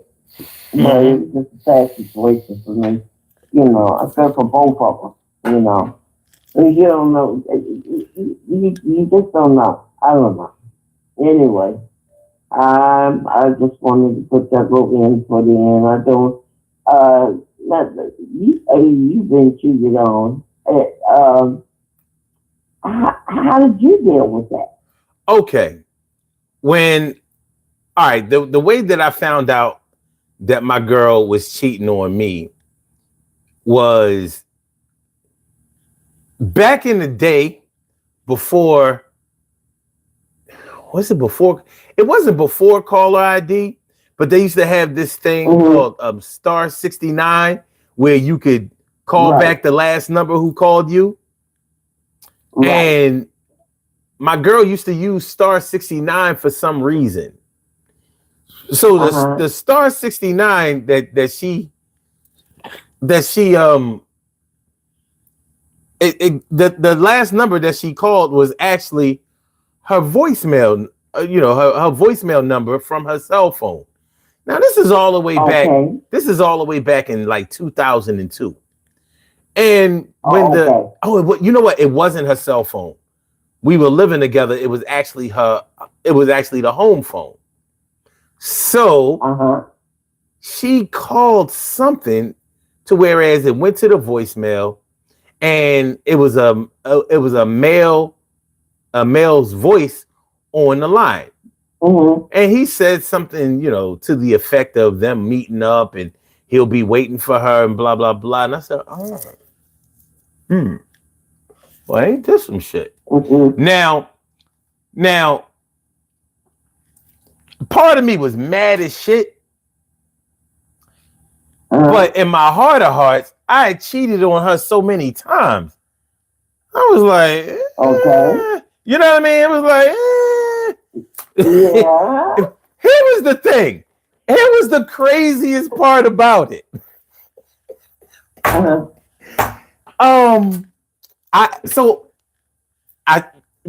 should have just, I could have just like, maybe could have and should have just kept checking her voicemail and got more and more information. But I'm really not that kind of man. I'm more of the kind of man that will address a situation immediately. Because I don't have it in me to just keep checking on you and going behind you and all of that. If I can't trust you, then I can't trust you. Let's go ahead and handle this situation because we got to make a decision whether we're going to be together or not. All right. So when I asked her about the situation, I didn't put it all the way out there. But so I asked her about this dude. I said, do you know some guy named blah blah blah? Just to see the reaction on her face. And she said, yeah. And the way she started to explain how she knew him, it took me to a different place because I'd actually heard another woman that was cheating on her man with me say what my girl had just said to me. So it was like I had to try to keep a straight face, but I was on the inside. I was like, I'll be goddamn. I will be. So I know she lying because I done been on the other side. I was the quiet guy, in the car when her man called. You know what I mean? And listen to her, lie and say that she was by herself or blah, blah, blah. So when I heard it myself, I said, well, damn, ain't this about a bitch? Now, although I was dirty, I still have a sense of justice. Now, I'm not the type of person that thinks that I can do dirt for the rest of my life and fuck somebody over and think that it's never going to come back and bite me in the ass. I don't going to come back. So I was mad at her, but I'll tell you this, that wasn't what broke us up. It was, as far as I was concerned, we were both dirty and I wasn't even ready to get clean my goddamn self. You know what I'm saying? I wasn't ready to get clean. So I kind of had to eat that one. But there were other issues. Yeah. There were other issues in our relationship that were making things bad anyway, that didn't have anything to do with cheating. Now, who's to say that the cheating wasn't making these things, weren't influencing these things to make them worse? You know what I mean? Exactly. Who's to say? But it wasn't the cheating directly that broke us up. It was the other things. I would call them irreconcilable differences. Like, in other words, all right, you know, I know that you did this over here, and I also did this over here. All right, that's that. Right. I'll consider that to be a wash. I might not be able to get over this, that, and the third. This other shit that maybe we weren't addressing in the right way. We weren't seeing eye to eye in. And these were things that was making it hard for us to live with each other, tolerate each other, or be with each other ever again. So right. It was rough. So in the chat, Jadman says, what did you do with her after she cheated? Well, the thing is, I didn't catch her cheating. It's not a situation like I knew she was cheating because I heard yeah, but it's not like I walked up on her. You know what I mean? She caught me. I never actively caught her. We both knew in our heart of hearts what was going on. But it wasn't like, you know, and I don't know, man. Listen, other men can handle their situations the way the way they feel like it. But what I'm not going to do is I'm not going to be like, oh, well, who is this? You going to give me his name and we going to find out about this. I ain't like, fuck all of that. Fuck all that. I'm not going to do it. I'm not going to do it. Right. And it could be my arrogance because I'm thinking like, he can't be but so fly. I'm here. I get what I want. Right. But shit, in a lot of ways, I pushed her to it. Now I could say I pushed her to it because I was dirty. Right. It was no way around it. It was no way. It would be like if somebody broke into my car, but here I am. I done robbed 30 motherfuckers out here in the burbs. And now here I am. Here I am going crazy. Like, I can't believe they stole my pull-out radio. What kind of shit is this? Motherfucker, I done stole jewels. I done stuck people up. I done took life savings. Come on, man. I don't know. I don't get down like that. I don't get down like that. Remember I think what happened to me, you know? Yeah. It's kind of like you reap what you sow. You know what I mean? And like I told you, I forgave my husband. I don't know if he had been cheating or what have you. And the sad part about it was humiliation because sister-in-law told me about it, you know? And that's kind of hard to say, you know? But I told you after that, then we went to Kansas City for 2 years, you know? And I never could get we never talked about it. It wasn't nothing because I did say, it's something that I'm doing, you know, blah, blah, blah, you know. But I keep saying, no, it ain't nothing you did, you know. And he just kept asking me, could we not talk about it, you know. But I'm not, you know, but that was serious to me because when, you know, well, my marriage spouse never watched me, you know. And he said the same thing, you know. They meant something to him, but yet he broke her, you know. But anyways, I'm just, it's just good to know. I'm going to ask you this. You, like you said, you was cheating on her before she was cheating on you. So, see, the difference is, I just never cheated, you know. I didn't have the desire to cheat, you know. And that's what bothers me so bad, when I keep it. It's like, it's like this. You can forgive, but you don't forget. You know what I mean? Mm-hmm. And that's hard. And like I said, things come back on you. My husband, mm, he had got prostate cancer. And you know what that means, Yeah, definitely. And so he couldn't perform like he used to no more. And he was feeling bad about that. But I'm like, when certain things happen, because like I say, I don't know if he cheated some more. I know about that time, but I don't know. But I know we spent a lot of time together, us and our children. And I just been thinking, since he's been gone. And I was like, I can keep talking to him, and it's just hard. It's hard. But I feel bad for Remy Ma and Papoose because I really love them, as a couple. But like what you're saying, what's going on? We don't know what's going on behind closed doors. Well, yeah, So, we really don't. And but here's what's happening in the public eye. In the public eye, they haven't lost a cent. They've made more money through their infidelity than they've lost. Which kind of says to me, we don't even know if that's orchestrated. I don't trust anything that I see on in the public eye. I don't understand. I know too much about show business and the way it works. You know what I mean? To think that that they're going to sacrifice their pride, their humility, and their sense of self to let this kind of messiness come out. Especially when Remy Ma knows what she did last year.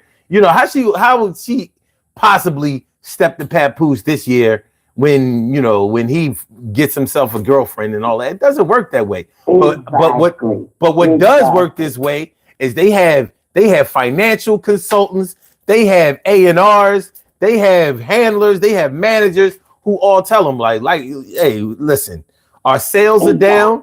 Our sales are down, but I know a way that we can get lit again. We can go back. We can go back to 2023 and do the same shit. That happened last year. We can do it this year, and everybody will get paid. Me, you, and Easy the Block Captain. That's the way it works. Thank you. Yeah, exactly. It's like what you're saying, Okay, now he's with somebody else now, and from what I understand, which it was a foolish move, but in the heat of the moment, okay, somebody just stole your money. 90 seconds. I was like, I don't know what her mind was at or whatever, but I understand she done 6 years, behind that. Yeah. Shooting. But I'm like, why not just whoop the woman's behind, rather than shoot her?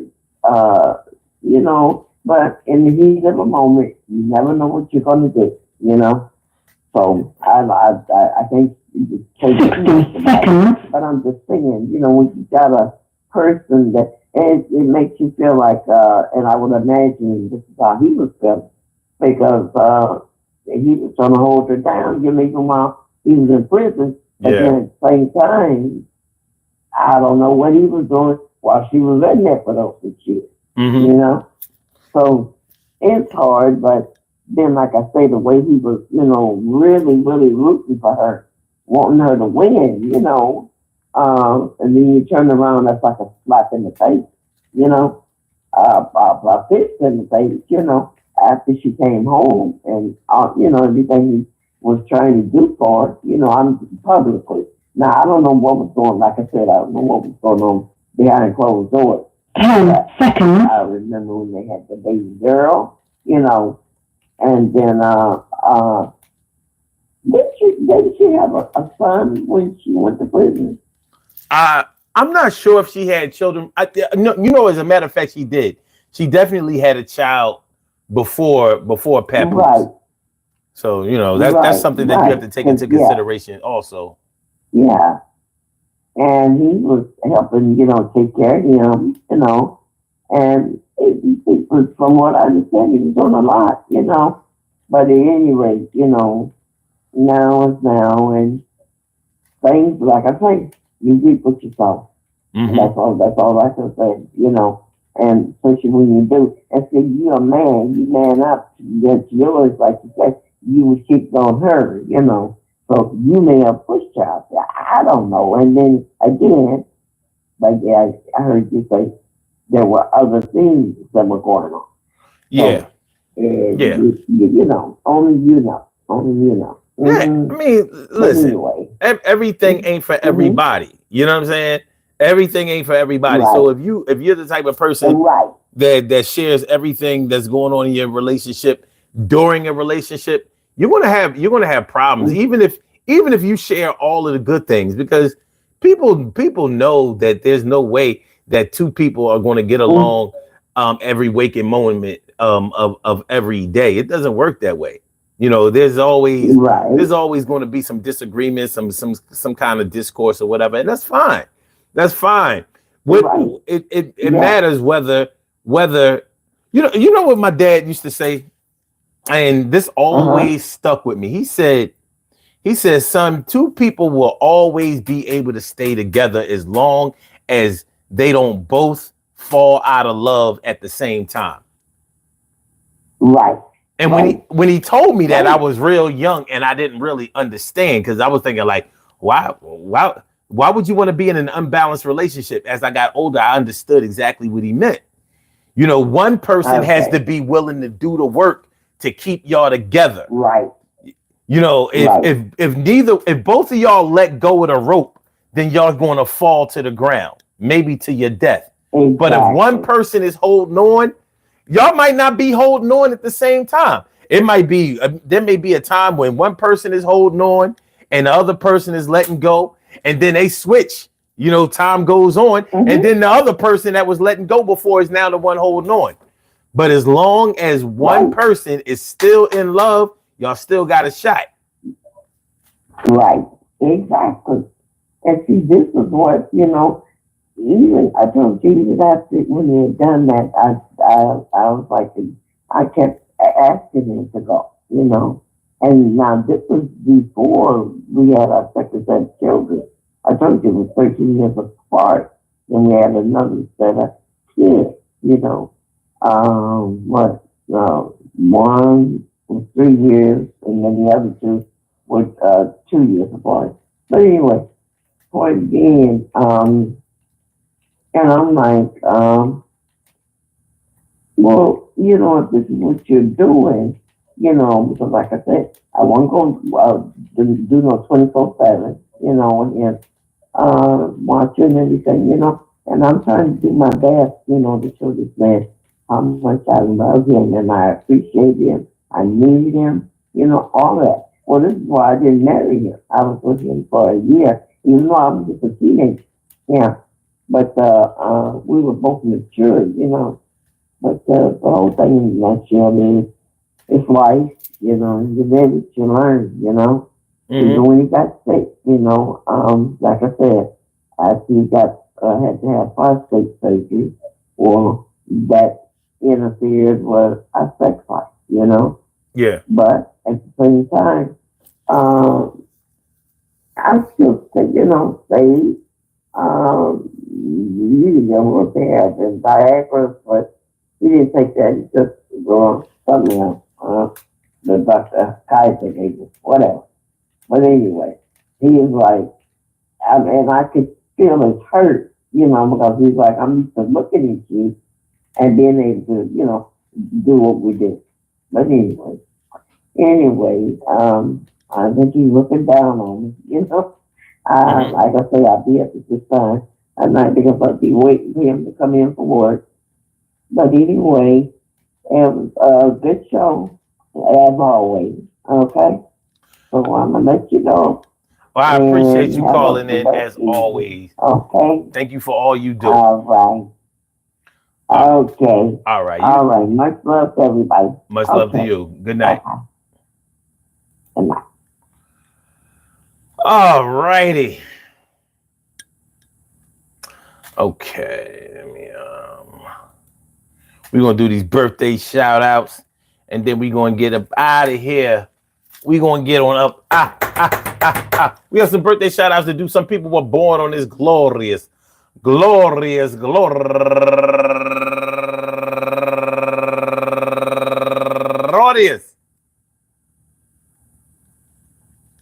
December 12th, and they deserve to be acknowledged. So let's go about our business of acknowledging them and making them feel special because they are special, because they are special, because they are S-P-E-C-I-A-L. Look at the R-E-S-P-E-C-T. They are S-P-E-C-I-A-L. Look at the R-E-S-P-E-C-T. They are S-P-E-C-I-A-L. Look at the R-E-S-P-E-C-T. They get number one out. I said number one out the box.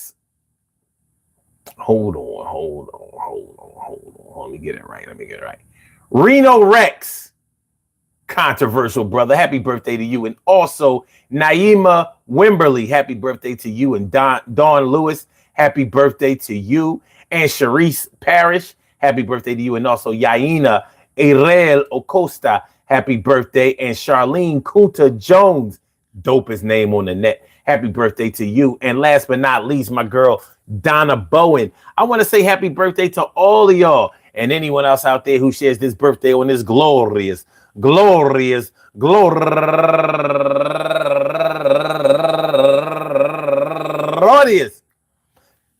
12th, anywhere out there in the world, worldwide, internationally, and universally. All of y'all go ahead and turn up. But don't turn up too loud. Just turn up loud enough so everybody can hear you. Rock out, rock on and do the damn, the rock out, rock on and do the damn, rock out, rock on and do the damn thing. You do your thing, y'all. Represent the queens and kings. You do your thing, y'all. Represent the queens and kings.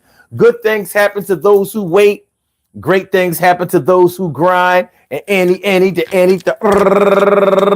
can happen to those who go for theirs. So go hard, go for yours, and remember, yo, it's kind of hard when you gotta deal with cheating, when you're in love with the person that you was meeting for the first time. You knew that she was a dime, and when she cheated on you, it felt like a crime. Well, the crime is really when everybody really knows, and even if it wasn't bad as it shows, you feel like a hoe, and you might even be calling your girl that, and she might have been calling you that too. But only you know, and only you knew. You know what you do, and only the two of you know exactly what y'all been through. And you can let it out, or you can keep it a secret. But we talking about Papoose and Remy Ma. We keep it all out in the public because they getting cash. And if you don't understand how that works, it's not for your ass. It's for somebody who can follow the rules. And you gotta keep your head about you and use your tools. Well, when the money is flowing, you can put a whole lot of shit to the side. But if you're the type of person that's ruled by your emotion, you gonna bail out because of your pride. It's all inside. But it's really all up to you. You can make those decisions. Come on through. Whether you decide to hang in there or not. Maybe some people can control the things you got and the things that you get. You're sort of like a wet napkin. That bullshit ain't happening. And I understand you don't want to be judged, but maybe you are immovable object, can't be budged. I say the sludge, sort of like the dirt, sort of like the sewage. What you coming through? What you want to be? Or who you want to see? When you look up in the mirror, do you see some corny ass nigga like Crazy Steve? Or do you see somebody that you would want to be like the motherfuckers every night he comes to see? Who's wearing this gold Akuji sweater, the sun above his head, listening to the words he said? I don't understand the femininity in the man. It's 23s of chromosomes from your mom. And that seems like it's going a little too far. Maybe you never had a father. But why bother to act like that's just something or not? Yo, you are in the closet. Yo, you're taking a spot that somebody else could have here. But yo, you here every night. Thanks for the algorithm there. It's all right, and it's definitely okay.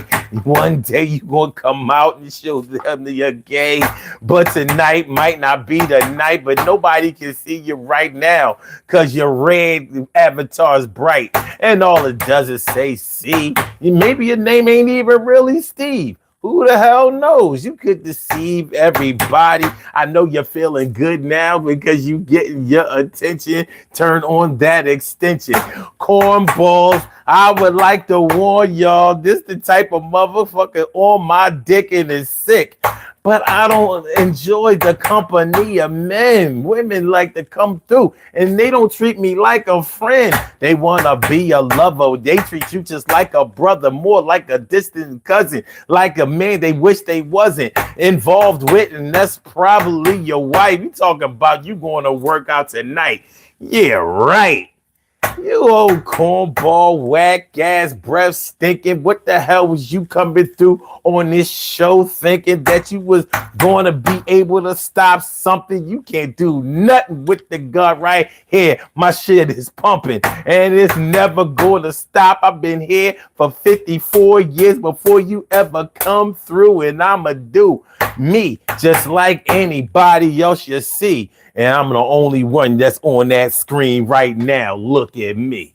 And ain't nobody gonna stop this shit because I'm the motherfucking man. And you can believe it.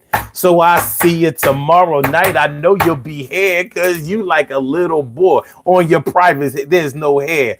You kind of man who shave your privates to make your dick look a little bit bigger. That shit is I say that, nigga. This shit is crazy as hell. Can you tell that I'm feeling good about my life and yours as well? Because I feel like I'm up here. It's like the big eyes, the little U's. I'm smooth and you are bruised. And I know your ego is like, yo, at least he's talking about me. He's a little boy, see? This shit is crazy as hell. I feel like, can y'all tell that he needs his attention as well? Well, you got it. You came to the right spot. Everything is going to be all right, whether or not you hear or don't come through. The algorithm is me. It's not you. So the fuck you going to do? You got a channel. I got a platform. My shit is getting heated up. Your shit ain't even warm. You're cold as ice. I'm twice as nice. And I get up on this joint with the mic and another advice and tell people what I think out my mind. And I be getting my shit on just like the sun. I'ma shine. I have to feel it. And I know that it gets felt. I'm like the sun in the sky. The ice gets melt. You are cold as ice like Foreigner. You remember the group. You know what I mean? You're as cold as ice. Willing to sacrifice. Get the fuck out of here. All right, y'all. Yo, peace to all my day ones, my everydays, and my brand news. I love y'all to death. Resuscitate y'all and love y'all right back to life. We will be back tomorrow night with another Daily Go-Getterism show. So make sure y'all come through. Hit the like button. Share the show. Subscribe to Crazy Steve. Y'all fuck with him. Subscribe to his channel. Go over there for no content. I suggest Hola Salima. Hola de Bicha. All right. So, all right. Let me get blog talk on about it.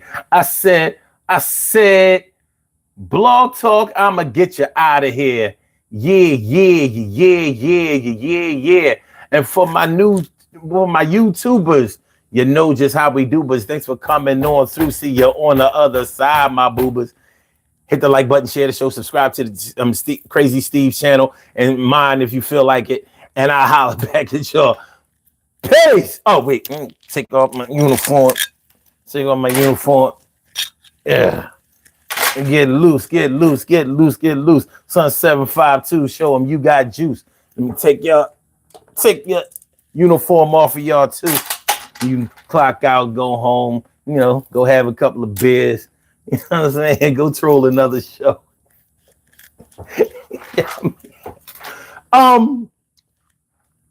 Yeah. Subscribe to Steve channel, man. He needs shit, man. That motherfucker ain't got no love. Show that motherfucker. Listen, man. I don't like to see people suffer. You know what I mean? I've supported kids, the elderly, you know what I mean? The downtrodden, people who ain't had no money, people who had money and felt like they didn't have none. You know, it can be like that sometimes. This bitch ass nigga, yo, show him some love, man. Listen, matter of fact, I'm gonna call my people out. I'm gonna call out some people who will actually, look out. Yo, single blackjack dealer, go subscribe to Crazy Steve's channel. Hanzo, I never saw you over here before, but yo, subscribe to Crazy Steve show. He don't have no content or nothing. Just subscribe to him anyway, man. Motherfucker need love. Shirley Cheryl, the world's most precious and greatest pearl in the world. Go subscribe to his Crazy Steve show.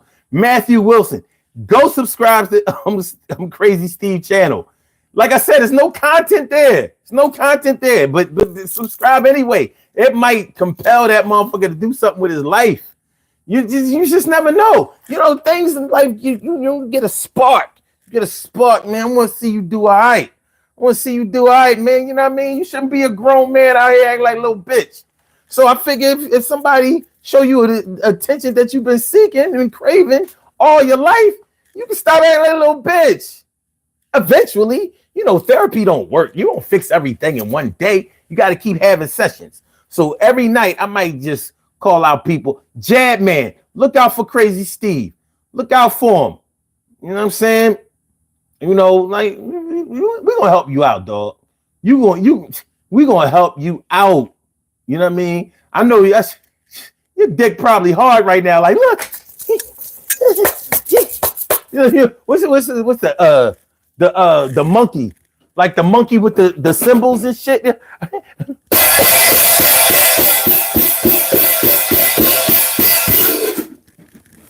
I swear to God. Peace, y'all.